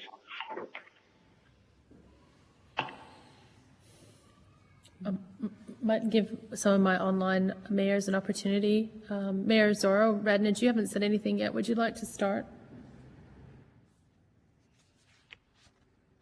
Yeah, thanks, Mayor O'Toole. Sean Radnage, Mayor of Earlay. The biggest one for coming out of federal, obviously, was the LRCIP. It was gave councils the opportunity to streamline that money, untied, and spend it where councils thought was more appropriate and not our needs were. So that would probably be the biggest probably the funding agreement that we could go into. Thank you. Mayor Barry, did you want to add anything? Yeah, through the Chair, Mayor Barry Hughes, Effingham Shire, Chair of Northwest Rock. I think I agree entirely with Mayor Zorro's comments, but growing our regions has also been a massive boost through community infrastructure programs, and there's a whole range or a whole raft of other ones that escape me at the moment, but when you can get your hands on considerable amounts of funding, you know, in the $6 to $10 million range to deliver transitional and generational type projects that certainly add to the livability and the quality of life that we are looking for to attract people to come into our region, then they're the sort of programs that we require. Thank you. Thank you. Mayor Rayner. Yes, thank you. Tony Rayner, Mayor, Longreach Council. For us, it'd definitely be the National Water Grid Fund, which was shared across the three levels of government, federal, state and local, but that's the big one for us, $18 million that's helped out with water security. So that's one of our big ones, along with what the other mayors have mentioned. Thank you. Mayor Martin. Yeah, I'd agree with all the previous comments. Roads are a massive issue for us. The Beef Roads issue to our east. We're launching another one to the west. The Overland Way going from Laverton into Boulia is an enormous boost, and it allows us to build capacity, which is very important for an area of land that used to be 40% of the population that is now 2.7% of the population in rural and remote Queensland, or remote and very remote Queensland. The road grants and the Growing Our Region grants are vital, but that doesn't detract from the fact that the federal assistance grants could also contribute greatly to where we're at. Samantha O'Toole, Mayor of Balonshire. If I could add an additional comment to those made by mayors taking on the FA grants are probably the single most biggest one. But I would like to argue perhaps R2R, Roads to Recovery, when you talk about consistent allocated funding to councils over a long period of time, funding where we know the value that's coming to us and we can allow a forward asset program, I would say is extremely valuable to most councils. And I'd like to throw a bit of a wild card in there. Representing Balonshire, which has been disaster declared every year since I became mayor in 2000, at least once. The DFRA funding and the support that we receive to rebuild communities, particularly through the REPA grants that we receive, it is such a valuable program to us to ensure that essential infrastructure in our road network. We manage 3,000 kilometres of council roads in the Ballon Shire, and to know when a disaster hits our community, to be able to put those assets back to the state that they were before the disaster hit is an invaluable process for us. Thank you. Thank you very much for that answer. Sorry, I've got people on top of my office roof trying to fix leaks, so forgive me if you get sort of background noise coming through. I just wanted to get some clarification on the alliance itself. So is the alliance just a co-collaboration, or is there a peak body function that happens within the alliance? And if that is the case, what's the level of support given to member councils with things like grant writing, etc.? Do you want to answer that? Greg Hoffman, Executive Officer. The Alliance is a collaboration between the three regional groups, Northwest, Rapid and Southwest. It was formed in 2020 when we realised there were a lot of things that we had in common, and it made sense to pool our energy, efforts and resources to address them. There are things the Alliance does in its name on behalf of the collective group, but the decision-making in relation to that rests with the leadership group, which happens to be the chair and deputy chair of the three groups. So you have online today the 6 mayors, 2 each from the 3 rocks and the 3 executive officers. In fact, there are 4 officers, 1 in each of the rock, and myself working with the group in doing what we do. So that's the function, and we decide on what our priorities are, and they pretty much align with the conversation that we've been having around the significant infrastructure and other challenges that we face. So does that answer your question, Mr. Burnell? Sorry, Mr. Burnell, Samantha O'Toole, Mayor Ballon Shire. I might just clarify that we don't consider ourselves a peak group. LGAQ is our peak body for our state. I suppose where we differentiate, as Hoppy said, is we're an alliance between 3 rocks, and we do differentiate, I suppose, from our other counterparts that are not part of the 25 councils, is that we're all rural and remote. And so we're dealing with similar issues to our local government counterparts on the eastern seaboard, but in a rural and remote context. And as Hoppy mentioned, 6 years ago when we formed, we recognized there was considerable value in particular instances. Hoppy spoke about the housing as one example, where individual councils were struggling with asset management around housing. How could we aggregate that up to a regional level to achieve an outcome that was more cost effective and advantageous for us to collaborate? So we really, I think, across the 3 regions, see as an opportunity, myself, from Ballon, how can I work across Southwest? Is this an issue common to Rapid, to Northwest? Is there an opportunity for us to collaborate? Can we get cost efficiencies and scale that it makes sense for us to escalate it all the way to the WAC level? And so I think that's how many of us consider our issues and why we've joined to make a submission across the 25 councils, because our issues are very consistent even from the Gulf to the New South Wales border. If I can, Simone Tolbert, Exec Officer, Southwest Queensland Rock. Mr. Burnell, just in response to your direct question about whether we assist councils with grant applications, no, we do not. That is considered fairly operational, and as we've heard throughout the day, a lot of councils either pay external consultants to do it, or they rely on other entities that have carved out a niche sort of market to provide grant writing services. As you've heard, the WAC is really focused on strategic policy and legislative issues that impact Western Queensland. communities. So I might just pass to Mayor O'Toole how to... Sorry, I just wanted to add another comment. Samantha O'Toole, Mayor Balonne.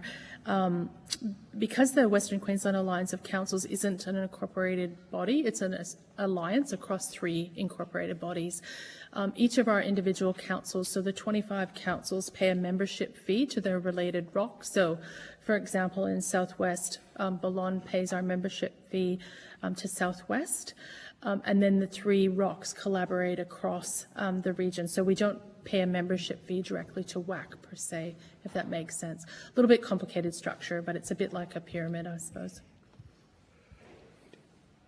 No, thank you for that. I appreciate the transparency. But so, in your view, then, this alliance has been largely successful in creating improved efficiencies and cost savings across the broader catchment area of councils.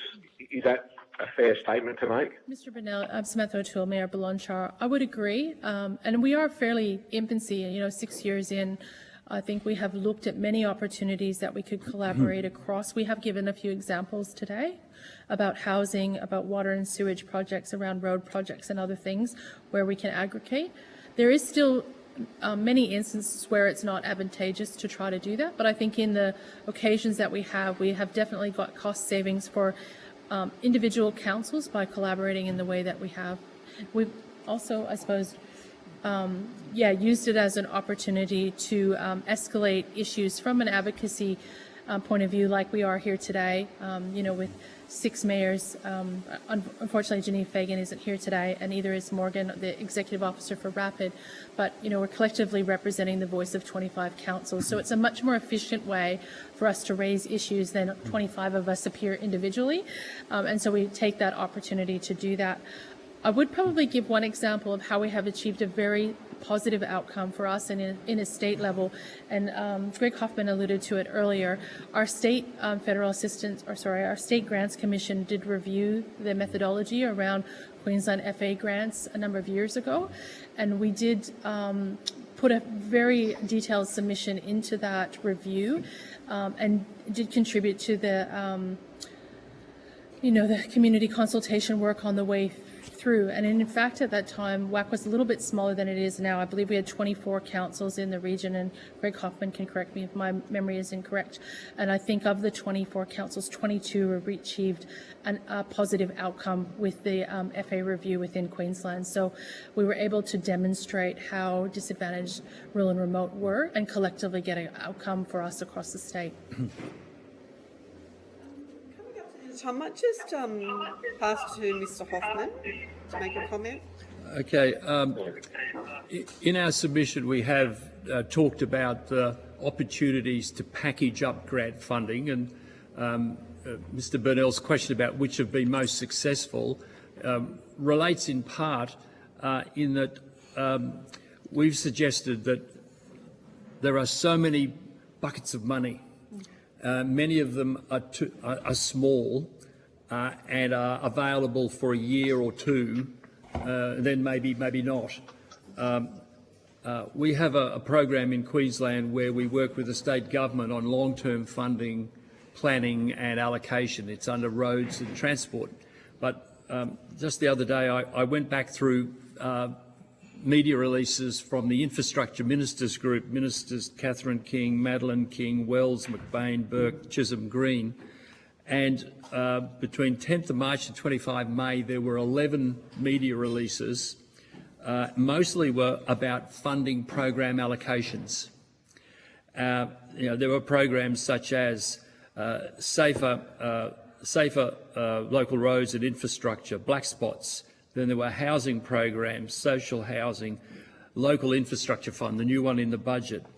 Then under roads, it was roads to recovery, growing regions and thriving suburbs, stronger communities program, regional precincts and partnerships, remote airstrips and upgrade program, regional airport program. And then for Indigenous councils, there were 6 programs: regional jobs, economic development, low-cost essential subsidy program, store efficiency and resilience package, First Nations community Wi-Fi program, our ways, strong ways, our views. And only two, and they're not mentioned specifically in the list, but the financial assistance grants that are so important, and also the disaster recovery funding arrangements that we've spoken about today. Only two of that list of programs are allocative. The rest of them are competitive. However, there were some others that were mentioned at the time in the releases. One was the Barclay boarding facility, which is part of the Barclay Regional Deals program, where the federal NT, Barclay Regional Council and the community groups are involved in a longer-term program around meeting needs in that place. There was also a reference to the Bruce Highway upgrade, which is an issue from Brisbane to Cairns. And whilst it's not regional, it is a significant infrastructure challenge. 22 contracts have recently been let. It's jointly funded, federal and state. It's over 15 years, and it's identified safety, flood immunity and capacity as the challenge. So there's, if you like, a collaborative long-term program. I highlight this because the objective is that more strategic long-term outcomes with cost efficiencies and effective project planning and delivery can be achieved if but some of these programs could be bundled into a place-based, regionally focused set of programs over 3 to 5 year programs.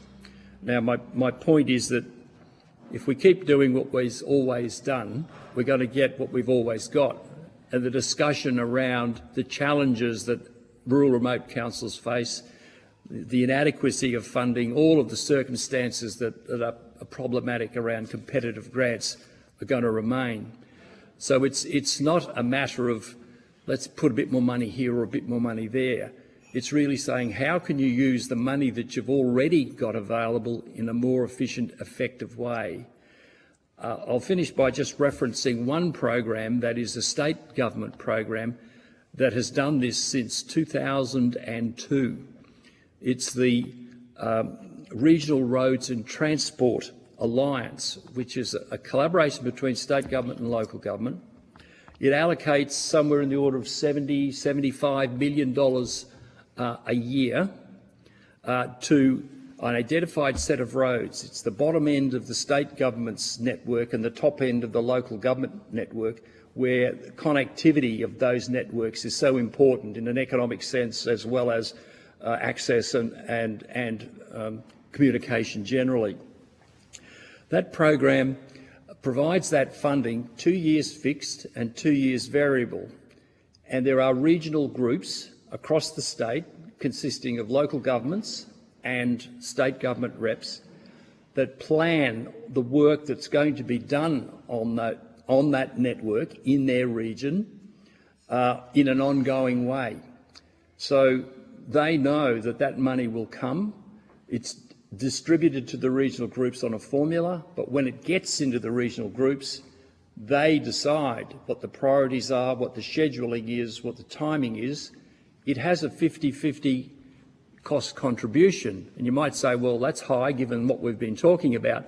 But the point is the councils know the money is there and they can plan for that, they can budget for their contribution, and they know when it will be done. So the work is scheduled out over 12, 24 months or longer. So you're not scrambling to actually get contractors or have your own staff do the work at a high cost, because in fact you've been able to go to the market and schedule it. So I use that as a demonstration of how that program has been able to achieve a lot of the objectives that we've talked about we'd like to see potentially at a federal level, where we look to the programs that are there to see how can they be bundled, how can funding be identified in a constructive way, in a long-term way, and that working, if you like, at a regional level with government, then we can identify what we can do. So my imploring of you is please have an open mind to ways in which Commonwealth money can be used better. And that's the bottom line of what we're trying to suggest in our submission. Thank you. Great, thank you. We will have to end there, but I really want to thank you all for your attendance here today on the chorus call. It's been really helpful, really helpful. So if you have been asked to provide any additional information, would you please forward it to the Secretariat by the 3rd of July 2026. You will be sent a copy of the transcript of your evidence and will have an opportunity to request corrections to transcription errors. I now suspend the hearing. Thank you.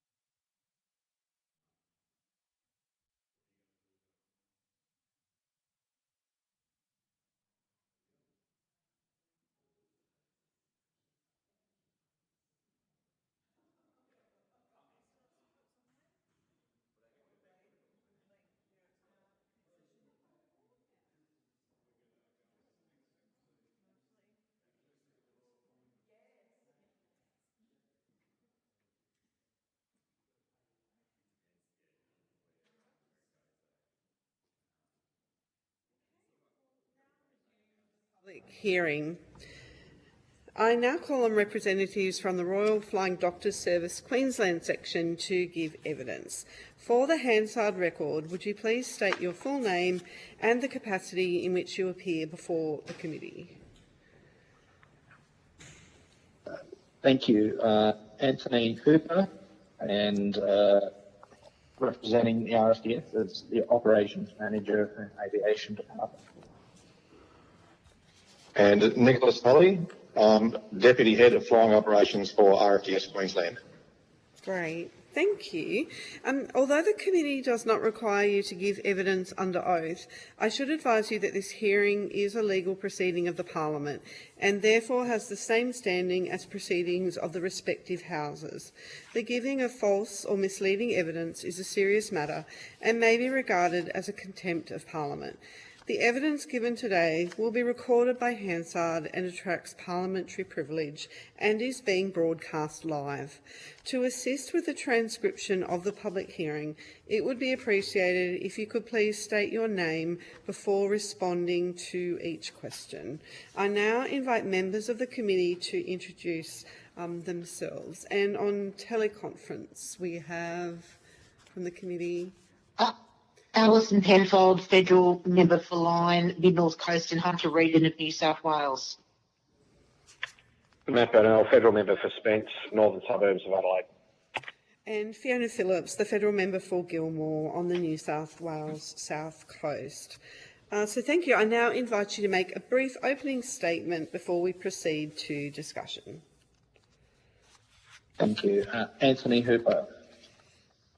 Chair, Deputy Chair and members of the committee, thank you for the opportunity to appear before you today on behalf of the Royal Flying Doctor Service Queensland section.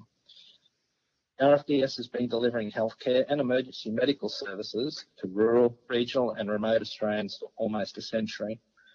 In Queensland, the RFDS operates from 9 strategically located bases: Brisbane, Bundaberg, Cairns, Charleville, Longreach, Mount Isa, Rockhampton, Roma and Townsville. During the 2024-25 financial year, the RFDS provided more than 200 occasions of care every day across the state. This included transporting more than 13,000 patients via aeromedical service and conducting 39,463 patient consultations through more than 6,400 clinics.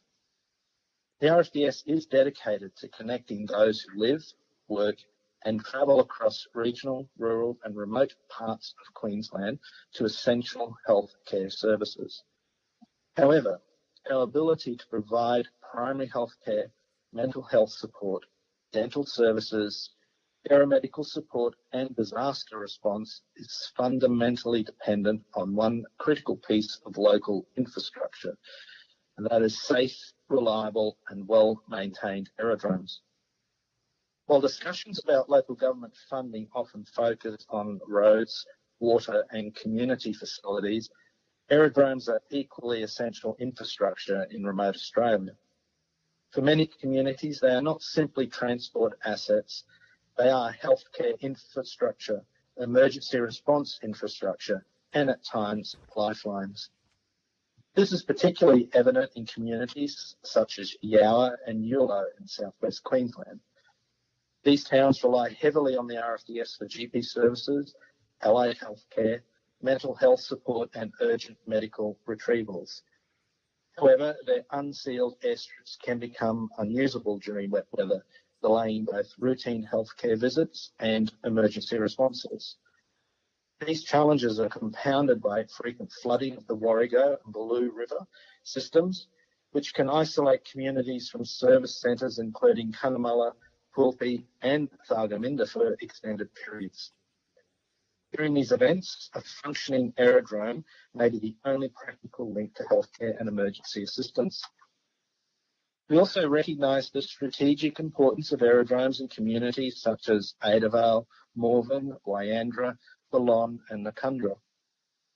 While RFDS primary healthcare services are not currently delivered to all of these locations, maintaining reliable all-weather air access strengthens regional resilience, supports emergency response capability, and creates opportunities for future service delivery. Investment in these aerodromes is an investment in preparedness, connectivity, and community sustainability. We'd also encourage consideration of designated road airstrips along the Charleville-Quilpie corridor. During flood events, stations and communities such as Taladi can become isolated by the Warrego, Ward, Peru and Bulu river systems. Relatively modest investment to register and upgrade suitable road sections could provide a cost-effective means of maintaining emergency medical access when traditional transport routes are unavailable. Beyond emergency retrievals, aerodrome infrastructure directly supports the delivery of preventative and community-based healthcare. Through these aviation links, RFDS teams provide medical, dental and mental health services that help keep people healthy and connected to care in their own communities. This includes programs that strengthen family well-being and resilience, such as the Circle of Security parenting program, alongside broader mental health and community recovery services. Importantly, local governments are often critical enablers of these services. While councils are not generally direct funders of RFDS healthcare programs, they play an essential role through maintaining infrastructure, providing facilities, supporting community engagement, and coordinating local recovery efforts during and after disasters. Strong, financially sustainable local governments help ensure communities remain accessible, connected, and able to receive the services that they need. From our perspective, there is a clear relationship between local government capacity, infrastructure maintenance, and community well-being. When critical infrastructure such as aerodromes deteriorates or become unreliable, the consequences extend beyond transport. They affect healthcare access, workforce attraction and retention, emergency response capability, disaster recovery, and ultimately the health and resilience of rural and remote Australians.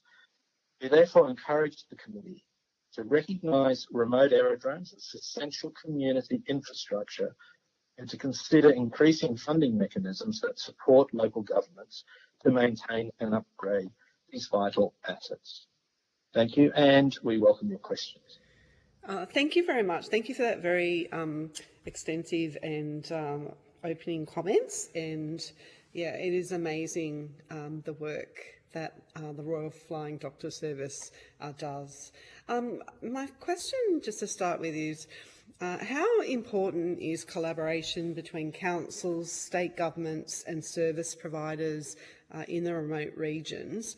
And what is your experience with navigating the different levels of government decision making to ensure that local needs are being met? Nick Kelly, Deputy Head of Flying Ops. It's interesting navigating the whole process. We have noticed at various levels, especially with local government, they go and get their own independent assessments done for their local areas, often without consultation or poor consultation from an aviation provider, and therefore there tends to be very muddy waters in information that gets fed back. Now, that could be across numerous local government areas that don't necessarily communicate with each other, and therefore it can create anxiety and some a bit of mistruths quite easily in amongst that. So we have, especially lately, we attended the local government meeting in Longreach where 40 councils were present to put some real-time information across those areas to one, relax some anxiety around access, but also to give some confidence in RFDS services. So when you have so many fingers in the pie, I guess it's the communication and getting the point across at times can be confusing. And then you add state and federal on top of that, it's more and more layers. So it can be confusing. Collaboration is, and talking to us, is by far the best way to gain the correct information and requirements from an infrastructure point of view we can then address. So in my own experiences have been confusing at times, but the more collaboration, the better, and more with us rather than councils going amongst themselves and seeking, especially external contractors, to do project work for them. If they can come to us first, it tends to clear the process a lot and give them the actual information that they need. So is there a formal mechanism to consult with users of the airfields? Or in your experience? In my experience, formal mechanism, no. Anything from you, Anthony? No, no formal. It may just be direct with the council if they happen to come and talk to us, or we actually approach the council about an airstrip that we have concern and we want to look at what is possible, but there's no formal besides going through the funding programs that have been mentioned by the previous council representatives, such as RAUP, and that where we will be consulted as a federation. We will put together from each of the sections around the country what our wish list will be for various aerodromes within our areas of operations that we would like to see, and we'll upgrade them as a priority, and then what upgrades we see as important in those. We do probably, and when those programs are out, we will get contact from a number of councils who are looking at doing upgrades for letters of support. They'll have an idea or concept of what they would like to upgrade and ask us for our support for that. In most cases, the upgrades are supportive for increasing and ensuring our services and continuation of our services, but there's no in a sense, formal system or anything, except either they approach us or we approach them. And do you see, it's obviously a massive geographical area, so do you see differences in the, the infrastructure standards in different local areas where the airports are? Nicola, yes, we see massive changes in infrastructure. We have seen some improvements over the last 10 to 15 years with grants around exclusion fencing and fencing airports, keeping them vermin-proof, kangaroos and that off them at night, which has made a big difference to our operation. But across the state, yes, there is a massive, massive difference. From very basic dirt council runways that fence with no terminal facilities to some very, very good, well looked after, all-weather, gravel sealed runways. Okay, all right. Thank you. I might go to Ms. Penfold. Thank you, Chair, and thank you very much for appearing today. I just have a couple of questions. Do you have a sense with your work of the cost shifting that's on local governments, and do you have any comments on that?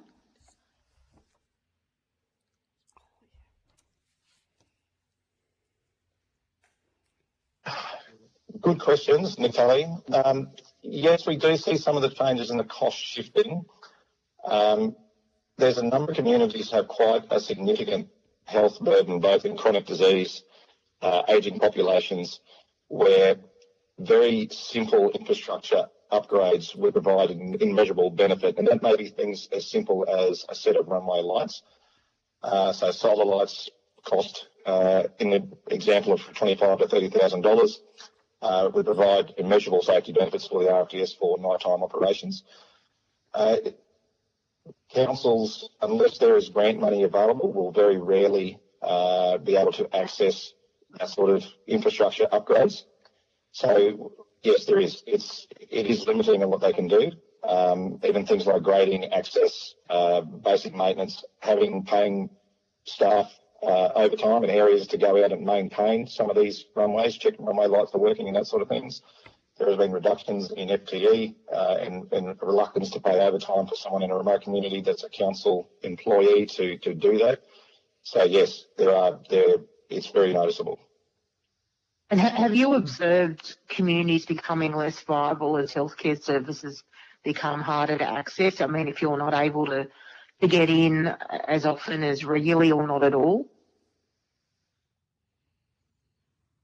Nick Kelly, I wouldn't say we're in that position yet. The major drivers through lack of service is still around weather events, and that sort of thing. So using the March floods, for example, last year, there were communities such as Yeo and Yeo where we are their only providers of healthcare from both a primary healthcare point of view, doing their GP clinics and their aeromedical retrievals. So we couldn't access those communities for weeks, up to 6 to 8 weeks, just due to runway conditions. So that effect has an unsettling effect on the communities. During standard good weather operations, most of the time we can get in there and we can provide a service that is with good continuity. So I think the confidence in those communities in normal times is still quite comfortable. But when we have these extended weather events, which seem to be becoming more frequent, yes, it's in the future. I think there will be times where it's going to become a great concern, especially with an ageing population. Yeah, right. And you're seeing the ageing of the population. I think probably expectations are that sort of, if you're out in those remote communities, particularly on cattle stations, it's a younger demographic that you're obviously not, you've got the best position to see it. Am I wrong in making that assumption that it is an ageing demographic out in those remote areas and also equally in Aboriginal communities? Nick Kelly, yes. So especially in those regional area communities, you're right, with the cattle stations, I don't think the demographic has changed a lot in the agricultural sector. But the RTS, and this was mentioned at the local government meeting in Longreach the other day as well, the representative from QLD got up and said the service by the RTS is what gives the elderly the confidence to stay at home longer. So they will stay in their regional communities for extended periods of time, but once upon a time everyone moved towards the coast to access health services. They can now access them more readily available where they grew up and where they live. So I think that's a great thing for us, but that's going to put pressure on us moving forward. It'll only increase. Right. Do you think that local government infrastructure, particularly around, given your need to get in and out using remote airstrips, do you think that if that sort of infrastructure funding should actually now be considered part of Australia's health infrastructure system, or is it still remaining best place to be funded either through financial assistance grants or specifically through direct programs related to aeromedical and airstrip services? Anthony Hooper. Sorry. Here you go, Anthony. Anthony Hooper. There is obviously the element of healthcare is important. Currently, I suppose there is no funding necessary for a healthcare or federal healthcare way in relation to ensuring infrastructure has the capability to allow continuance of both aeromedical or primary healthcare services. It's pretty much now it's all under transport and with the such as the RAUP and those type of fundings, which are competitive, so not everything can get. There's only so much money in that bucket. But maybe in another way, the assistance of funding from healthcare, not in 100% capacity, but may offer a better capability of ensuring those strips have that capability.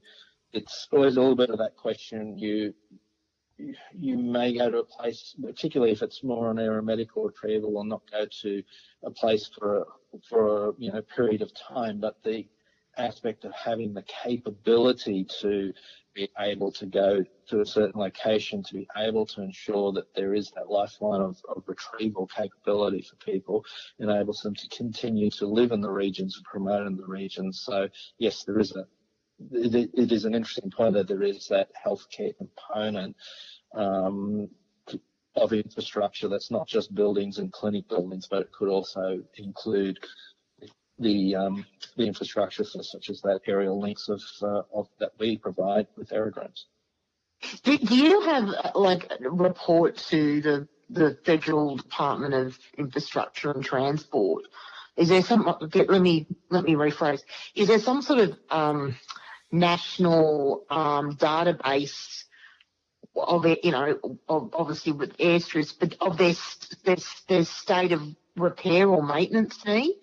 How does this do federally? Is there some way that that's reported in, or is it really you guys, because you're using them, you're the sort of keeper of the knowledge? I'm just trying to get to the point of how do we assess the quantum of need of investment that's required if there's not some sort of means of national reporting, or is that something that that CASA has?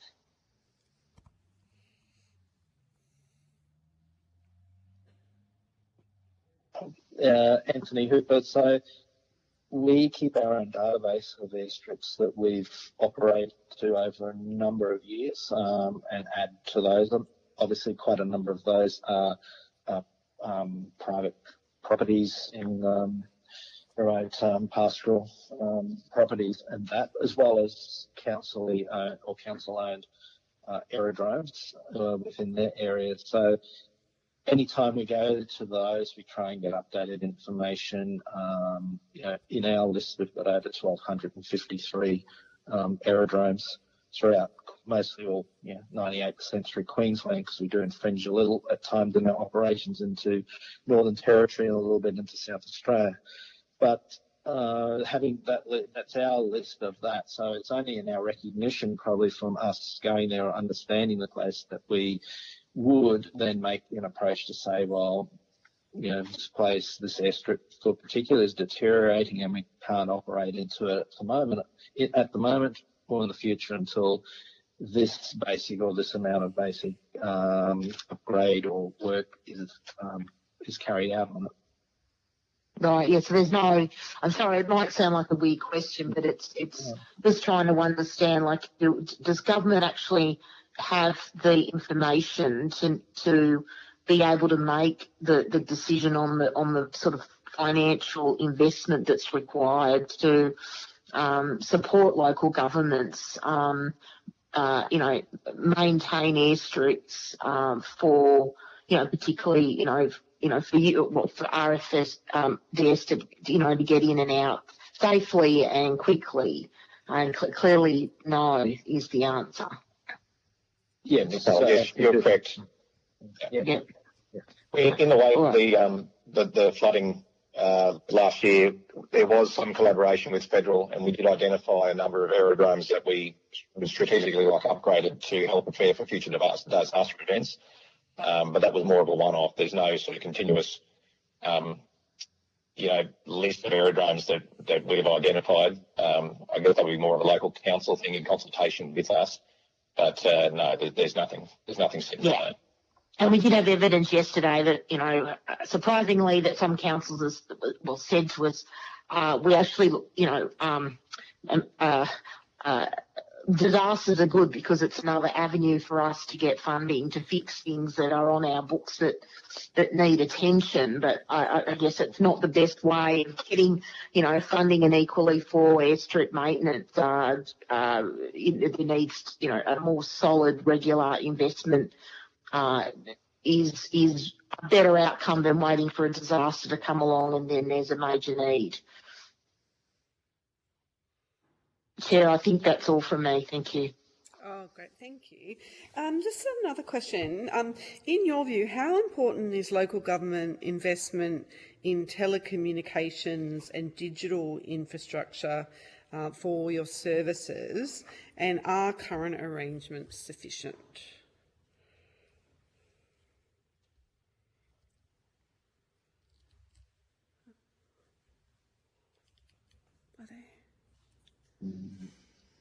Nick Kelly, I can talk to that one briefly. Yep. Look, they are extremely important, especially we do have access to satellite phones in the aircraft, so we do have continuous communication in a lot of these places. However, our primary healthcare teams that are on the ground running various GP clinics and the like, we have found that there's very limited bandwidth in a number of communities, and RFDS has implemented their own Starlink satellites in some of those areas to help give them live access to the internet so they can update records and access records live. So there is we have sort of mitigated that our own and spent money ourselves to give us reliable access and service, especially in some of these places out west now where we're having these big events like Big Red Bash, where there's a massive overrun of people in a short period of time very quickly overloads the bandwidth. So that's put the emphasis back on us to spend money to provide our own resources to be able to access digital communications reliably. Okay. And I think maybe my final question, what reforms would you like to see to the management of council and RFDS partnerships to address any service shortfalls that you experience? Do you have any recommendations for us there? Anthony Hooper, I think the ability probably, and maybe it's for us to take some approach here, but the fact of this year that we were asked to come and represent at the Bush Council's meeting in Longreach last month is an opening in that. Often we've had a little bit of input into when the Queensland Local Government Conference was on, usually in November every year, as all local governments coming together to talk about sort of our needs and airstrips. It's an opportunity to that, but to be able to express and get that into the minds of all the councils of what's needed and what's required to ensure those continuation of the links for us into those communities, and probably more of that capability to be almost in a standing committee level with them on any of their meetings. They do have regional council meetings within their groups. We've done a little bit of input into that, but sometimes it's sporadic. We do some and then it's not. So maybe the more consistency of that to ensure that they're kept up to date, the information, and then dealing directly with those local government groups to be able to then work with them, encourage them, and help and support them, and how they can support us and to get the funding and gain funding, or to ensure there's almost a continual program of upgrades or maintenance of these airstrips to keep them in order. Okay, great, thank you. Well, I think that's about it for the questions today, but I really want to thank you. It's been very helpful to us as a committee. I think particularly to hear from a customer, from a customer's viewpoint, and how important local government is to the Royal Flying Doctor Service as well. So thank you very, very much. You will be sent a copy of the transcript of your evidence today, and we'll have an opportunity to request corrections to transcription errors. I now suspend the hearing. Thank you. Thank you very much.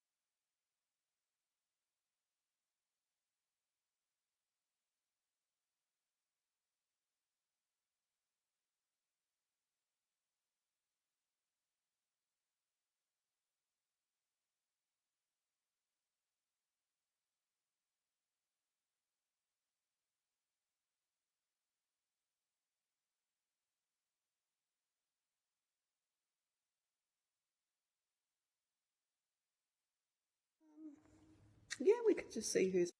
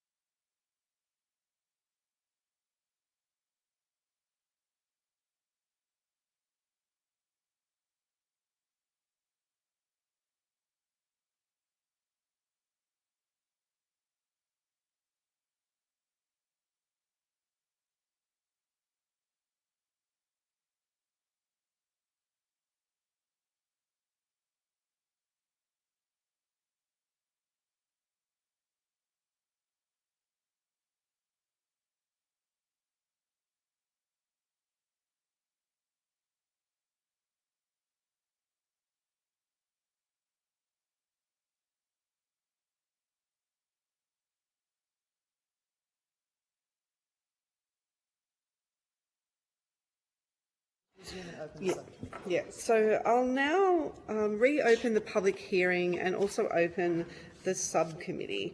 I now call on the representatives from the Queensland Farmers Federation to give evidence.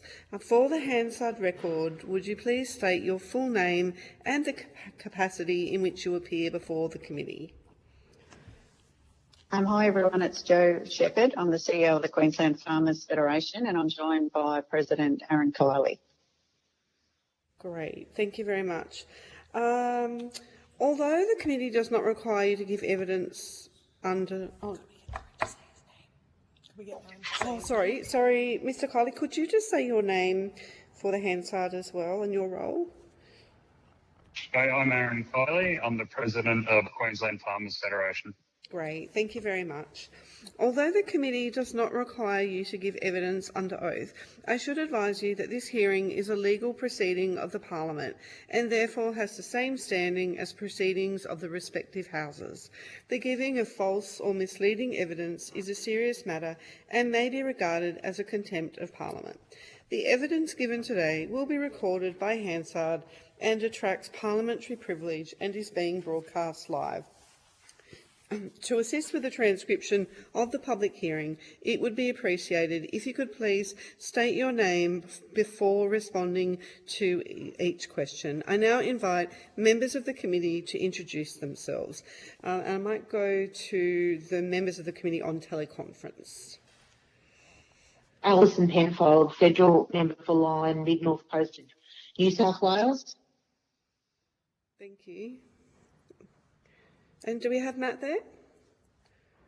Yeah, Matt Burnell, Federal Member for Spence, Northern Suburbs of Adelaide. Great, thank you.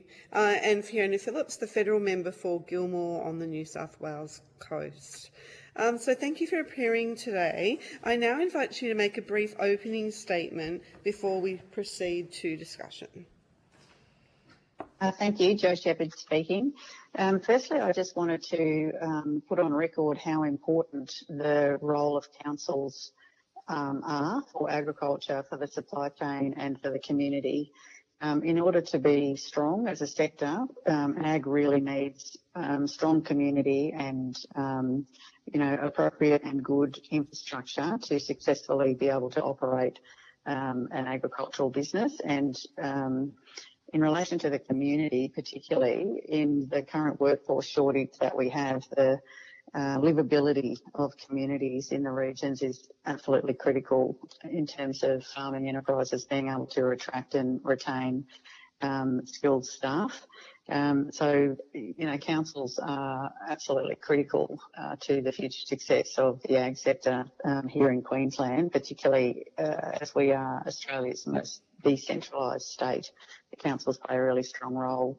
We are concerned about the future viability, or the current and future viability of councils across Queensland. We have seen pressure increasing on councils across the state, particularly in relation to cost shifting that's taken place over the last probably 2 decades. And local government has been for many years, calling for an increase in the allocation of funding through the financial assistance grants. As a percentage of federal taxation revenue, funding from the federal government has decreased from 0.76% to 0.57% in recent years. Which is really, putting pressure on councils to be able to deliver the services and the infrastructure that they need. So for a long time, we've been supporting councils in their call for increases to untied federal government funding. We are also concerned that councils moving forward in Queensland need to receive the appropriate support for disaster response and preparedness, both from a funding perspective, but also from an infrastructure perspective, and not just in relation to, roads and connectivity, which is obviously critical, but also in relation to flood monitoring early warning network, local disaster dashboards, those types of things that really do support communities and councils during disaster time. We are really concerned about the current proposed changes to disaster recovery and funding arrangements from the federal government and the impact that that will have on Queensland councils, as Queensland is the most disaster impacted state in Queensland. Obviously, councils play a really important role in relation to the road network, and we are concerned that changes to funding may result in some of that support actually being reduced rather than increased. And probably the last thing I would say in the opening statement is that in Queensland in particular, we are seeing a lot of changes to land use, and the councils are doing their very best in terms of local government planning to appropriately manage these changes in land use. But it's really difficult at a local level because we do have a lack of visibility over being able to see the changes in land use as they take place. So currently, there's no way that a council can, have a look at their current land use in detail of their LGA today in 12 months' time, have a look at the changes that have been taken place and, do a bit of an economic, social analysis around whether those changing land use is good, bad or indifferent for the community, and then inform their planning processes. So I think that's the other area that is providing some angst for councils and certainly for the ag sector as well, and they need support in. But that concludes my opening statement, and happy to take questions. Great, thank you. Might go to Mr. Burnell to ask the first question. Thank you.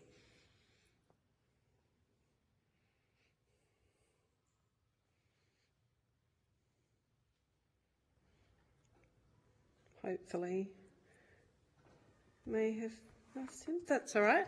I might ask the first question then. So thank you very much for appearing before the committee. Your previous submission, and indeed you touched on it in your opening submission as well, noted that farmers rely on strong local councils and local infrastructure. Could you tell us more about which council services are most critical to agricultural productivity, and how are these council services also supported by the state government? Thank you for the question. So Joe Shepherd responding again, and Aaron may have a response after I've finished. But I think, roads and connectivity infrastructure, absolutely critical for the ag sector. Obviously, we're very reliant on, moving product in and out in terms of the way our enterprises operate. So a lot of the roads that connect farming enterprises to the more significant state and federal highways are local roads. With the increased development activity in regions, we have seen, some deterioration in terms of the standard of these roads. In Queensland, for instance, we've got, a significant renewable development rollout and other developments rolling out, which is seeing increased traffic on the roads. So that certainly is absolutely critical. I understand that there are shared funding models in terms of all road infrastructure, in terms of what are federal roads, state roads and local roads. And the state certainly does play a role in terms of assisting with funding, but also maintaining what are the state roads, which are a critical part of the network. But I think as a former mayor myself, the funding that councils receive from the federal government in terms of used to be called the Roads to Recovery grants, the untied roads grants, where councils have the opportunity to actually prioritise or make their own decisions around which roads are a priority for their LGA network, is absolutely invaluable. But I think moving forward, what we would like to see is a really strong relationship between the federal government, the state government and local councils in terms of road infrastructure with some long-term strategic planning, which is then backed up by long-term investment, rather than, bursts of funding, whether that comes from the feds or from the state, which, is 12 months worth of funding or 3 years worth of funding. I think if we could get to a point where there's a real partnership between the three levels of government, out longer term, 10 to 15 years, and so that we're actually really putting a dent in making improvements to what are quite sizable road infrastructure networks, that would be really good. Before I see if Aaron's got anything to add, I also like to point to the community services that councils deliver, which are really important for agriculture. The livability of the community is vital so that we can attract and retain strong workforce, but also that the supply chain that farmers rely on can also attract and retain workforce so that the whole ecosystem is strong. So I think sometimes it's overlooked how many services local councils do actually provide to their local community, which, are critical to us from that perspective. And I think, again, a shared model, I think we could make some improvements in that space in terms of making it longer term between the state, the feds and local councils, but also recognising that for some of the regional, remote and rural areas, one size does not fit all. So, having the flexibility around being open to working through different delivery models that work in different locations, I think would also be useful. But Aaron, I don't know if you've got anything to add. Aaron Foley here. No, Joe, you touched on most things fairly closely there, but definitely the local road networks to supply agricultural product, which is a broad range of products, and diversity of products is, definitely, something that needs to be worked. And touching on livability in these councils is something to retain workforce, which is getting harder and harder to get out in these broader areas. Great. I might just ask a follow-on question from that. So, do you have regular contact with your councils about the needs of your members when it comes to some of the issues for farmers on our roads? And do you have similar engagement with the state government about their priorities for maintenance, investment in road and community infrastructure across the region? Thanks for the question. Jo Shepherd again answering. The short answer would be yes. So councils, tend to have their own way in which they engage, but QFF has a strong relationship with the sector generally. We work very closely with LGAQ in terms of strategic priorities, but also have very strong relationships with particularly some of the councils that, have a lot of agriculture in their region. So we have a strong level of engagement there.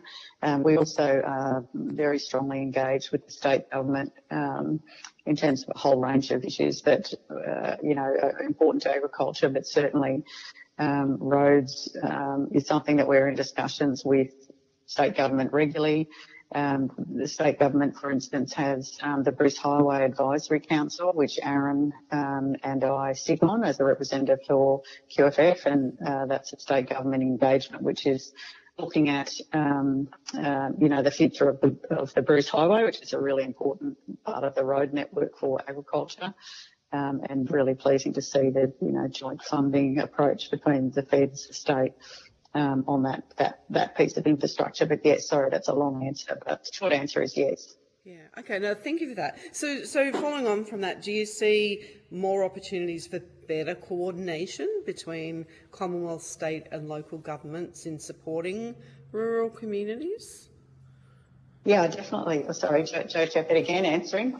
I definitely think there's some wiggle room there, and that's where we could really get some early wins if we could streamline and get better at, be more effective how we engage with the feds, the state and local councils together, all in one room, and with a longer term view, identifying the priorities, but then collectively committing to, what needs to be done strategically, but also from an investment perspective. And do you? I'm assuming that that's across like not just roads but community infrastructure and services. Would that be correct? Yes, Joe Shepherd again answered. Yes, that would be correct. Because I think I'll use, childcare as an example. The childcare model doesn't necessarily suit the needs of many regional and rural communities, and certainly agriculture in terms of, the hours of operation and the general sort of inflexibility of the model in terms of, shift working or weekend work and that sort of thing. So if you thought about childcare as an example, and how we might be able to make improvements there in terms of making sure that model suits rural and regional Australian agriculture, then if the feds and the state and the local councils could work together on a service just like that, I think we would really be able to get some effective outcomes on the ground.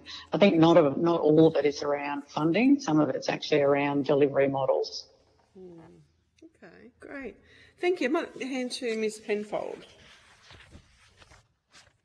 Well, thank you very much, Chair, and thank you, Ms Shepherd and Mr Keeley.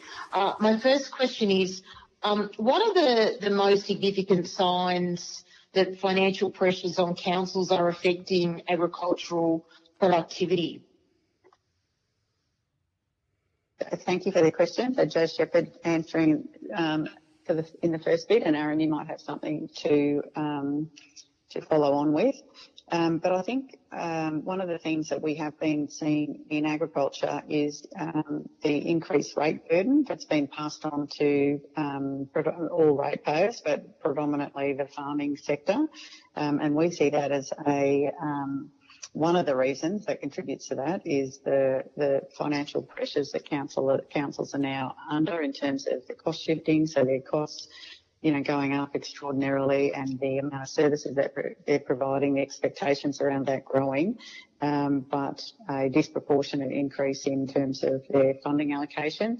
That then shifts, a lot of pressure onto ratepayers to having to fill that gap. So, rates on farm costs, input costs have gone up significantly over the last, 8 to 10 years, and rate increases are definitely a significant part of that story. But in terms of, the road network, that has a direct impact on productivity for agriculture.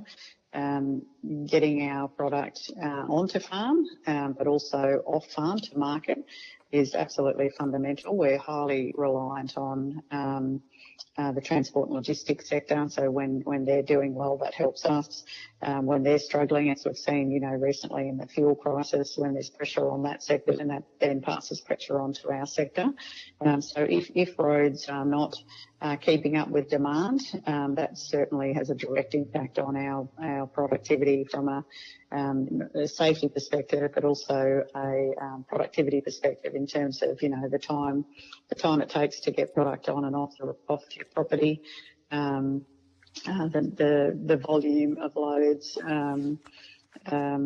roads, but also bridge networks. We've got an issue in Queensland, which no doubt you're familiar with, in the Bremer Bridge, which has only been able to take half the weight that it should be taking for some time now, and work's underway on that bridge at the moment to address that. But they're the types of examples that can speak to the direct impact it does have on ag productivity. Aaron, I don't know if you've had anything else to add. No, with that, Joe, Aaron Piley here.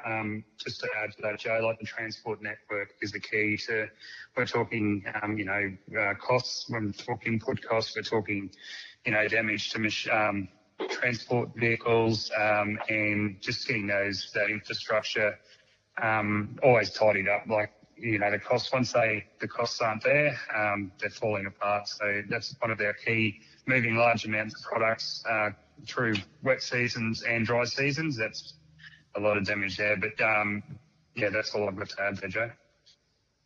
What about with regard to biosecurity?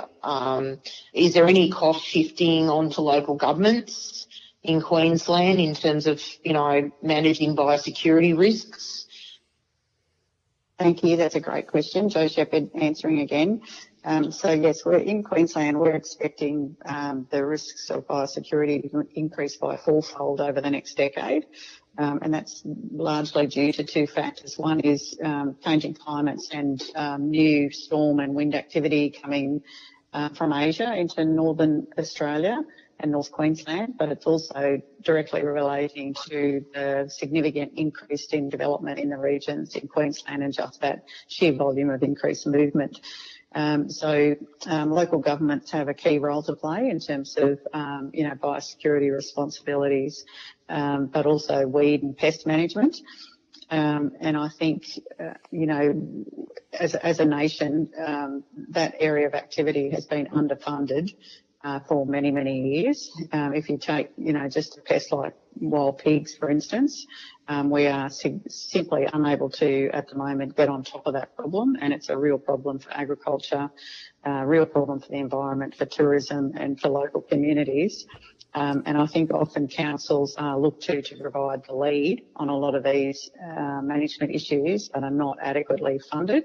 I think councils actually have a in the box seat to provide, a really coordinating role on the ground for a lot of our biosecurity requirements, but just not adequately funded to do that.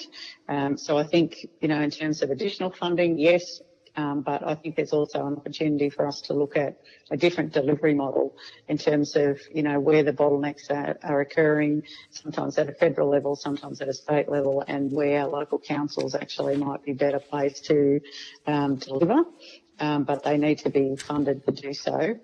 And I also think in relation to biosecurity, if we are to stay ahead of these risks, if they're increasing by fourfold, which we all should be very concerned about, we absolutely, the three levels of government need to work really well together and closely with industry to drive engagement in sectors that aren't agriculture.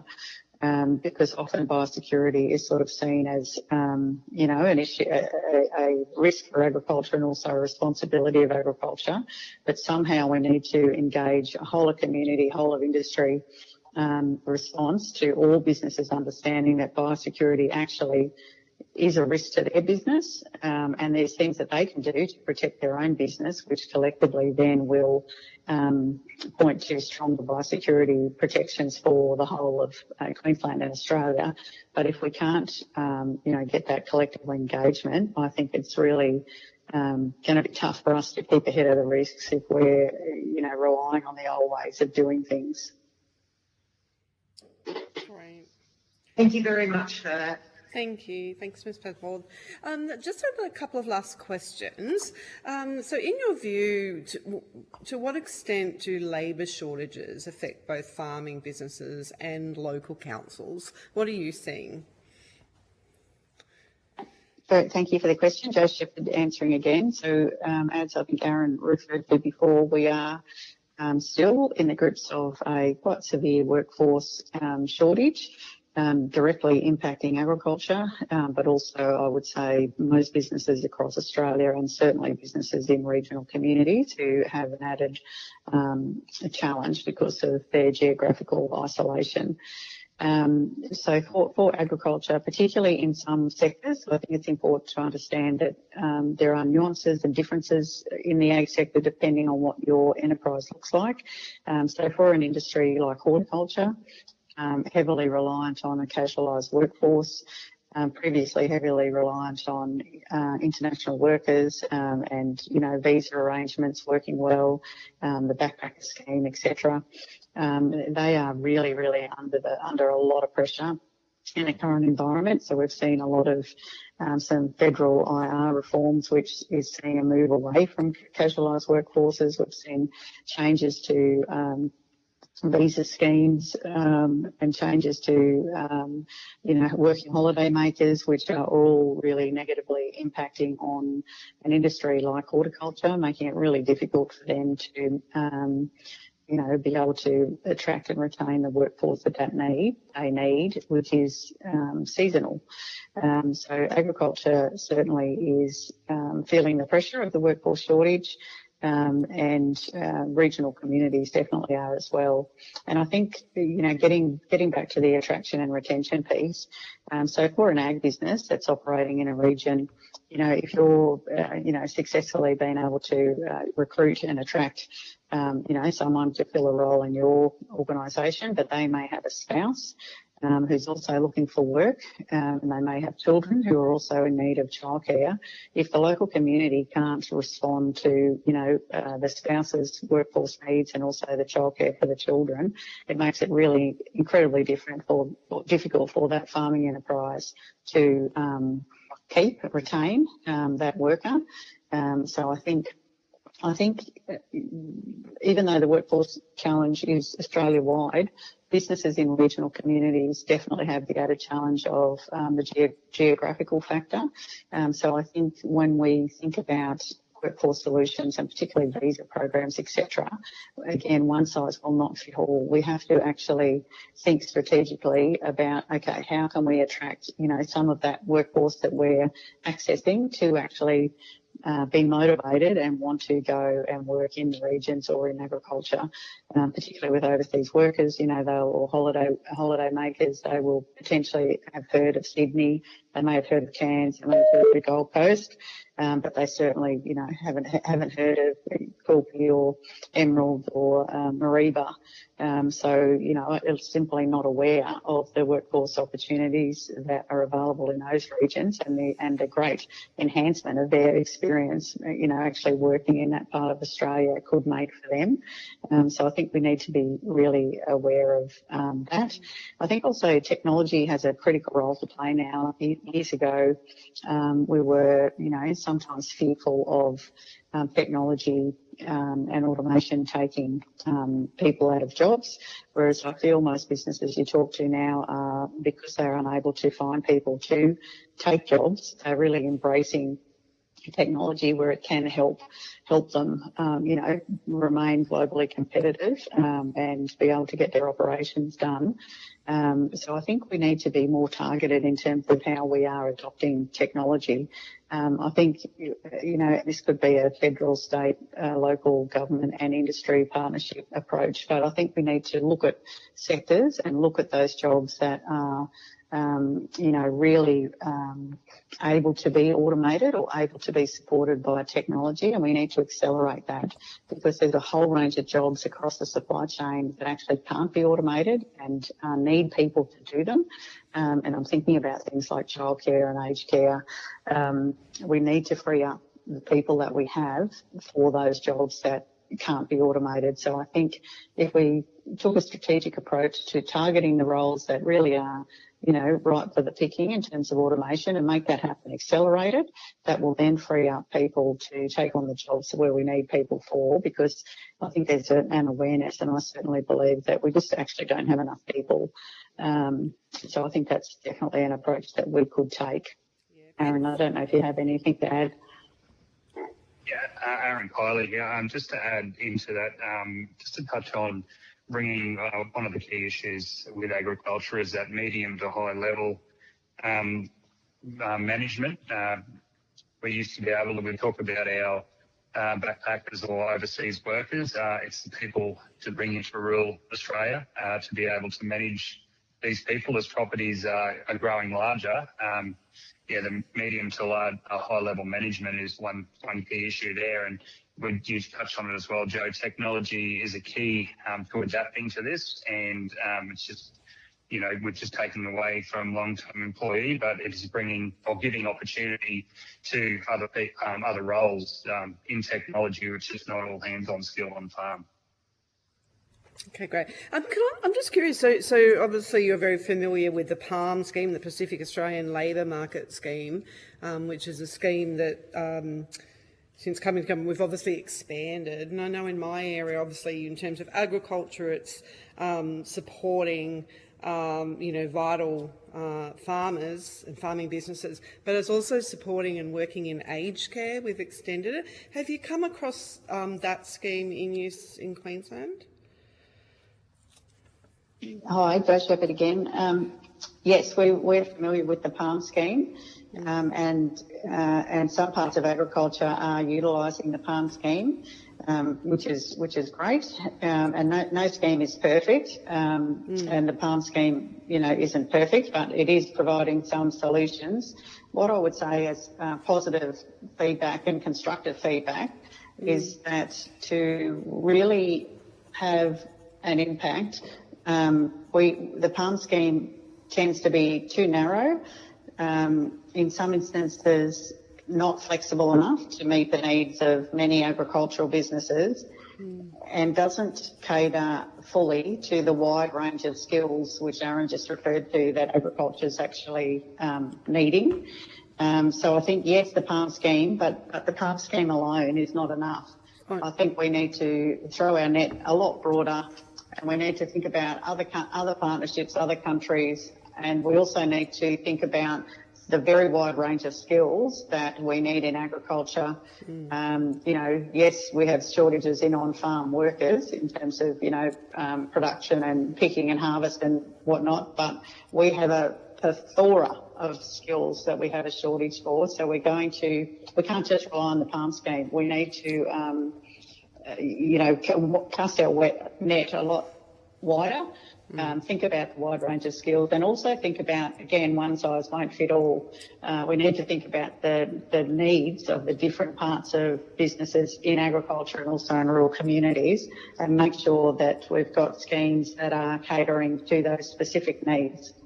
Thank you. I wasn't suggesting it was the only one. It's obviously a very important tool in the many different schemes and things to support.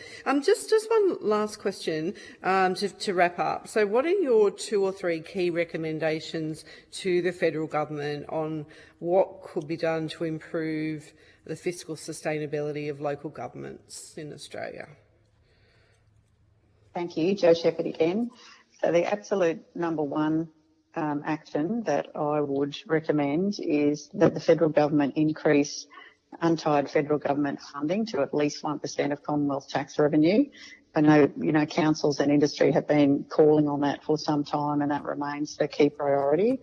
The second one would be that the federal government makes sure that they're providing appropriate support for disaster response and preparedness. As I mentioned earlier, we are concerned about the proposed change in funding model currently being reviewed, particularly for Queensland. So Queensland is Australia's most disaster impacted state. We cop about 60% of the disasters in Australia, which also means that we disproportionately, are impacted by the economic impact of those disasters. So whilst, yes, it's true, everyone in Australia is impacted by disasters at some time, here in Queensland we are disproportionately impacted in comparison to the rest of the state, and I hope that that's going to be reflected in the funding model, because if it's not, that is going to apply extraordinary pressure to local councils, but also to industry and certainly to the ag sector. And then the third thing I would say is around visibility regarding changing land use. I think this is really important, and I think it's something that collectively, we've been overlooking probably until now. So in Queensland, we're seeing, changing land use happen at the rate of knots. Demand for land in Queensland's really high. So we've got things to think through, and food security and food production, prime agricultural land is one of those considerations. And at the moment, it's very difficult because we are flying blind to a certain degree in terms of having visibility around that land use change. There's no easy way that, a mayor or a council or a premier or a prime minister or an industry person can look at an LGA and see the current land use, and then in 12 months' time, look at the change in that land use, and then do a bit of an economic social study on whether that changing land use is good, bad or indifferent. That can then inform land use planning policy at a federal, state and local level. So I think if we could all work together on creating a tool that can provide us with visibility around the changing land use so that we can be informed in terms of how we manage that, I think that's really, really important, not just for every level of government and certainly for councils, but for making sure that we're managing land, which is a finite resource, in an appropriate way for the good of future generations. Great, thank you. Look, just to finish, I just wanted to, I know you touched on disaster funding arrangements, but I just wanted to say that obviously the federal government will continue to work in partnership with the states and territories. It's really important reform to make the process simpler and faster for councils to navigate, and councils have really told us that the current disaster funding arrangements are just too slow and complex. So we want to be able to speed that process up so councils aren't out of pocket. But I will need to conclude there, but I just want to thank you very much for your attendance today. It has been very, very useful and helpful for the committee. You will be sent a copy of the transcript of your evidence, and we'll have an opportunity to request corrections to transcription errors. I now declare this public hearing closed.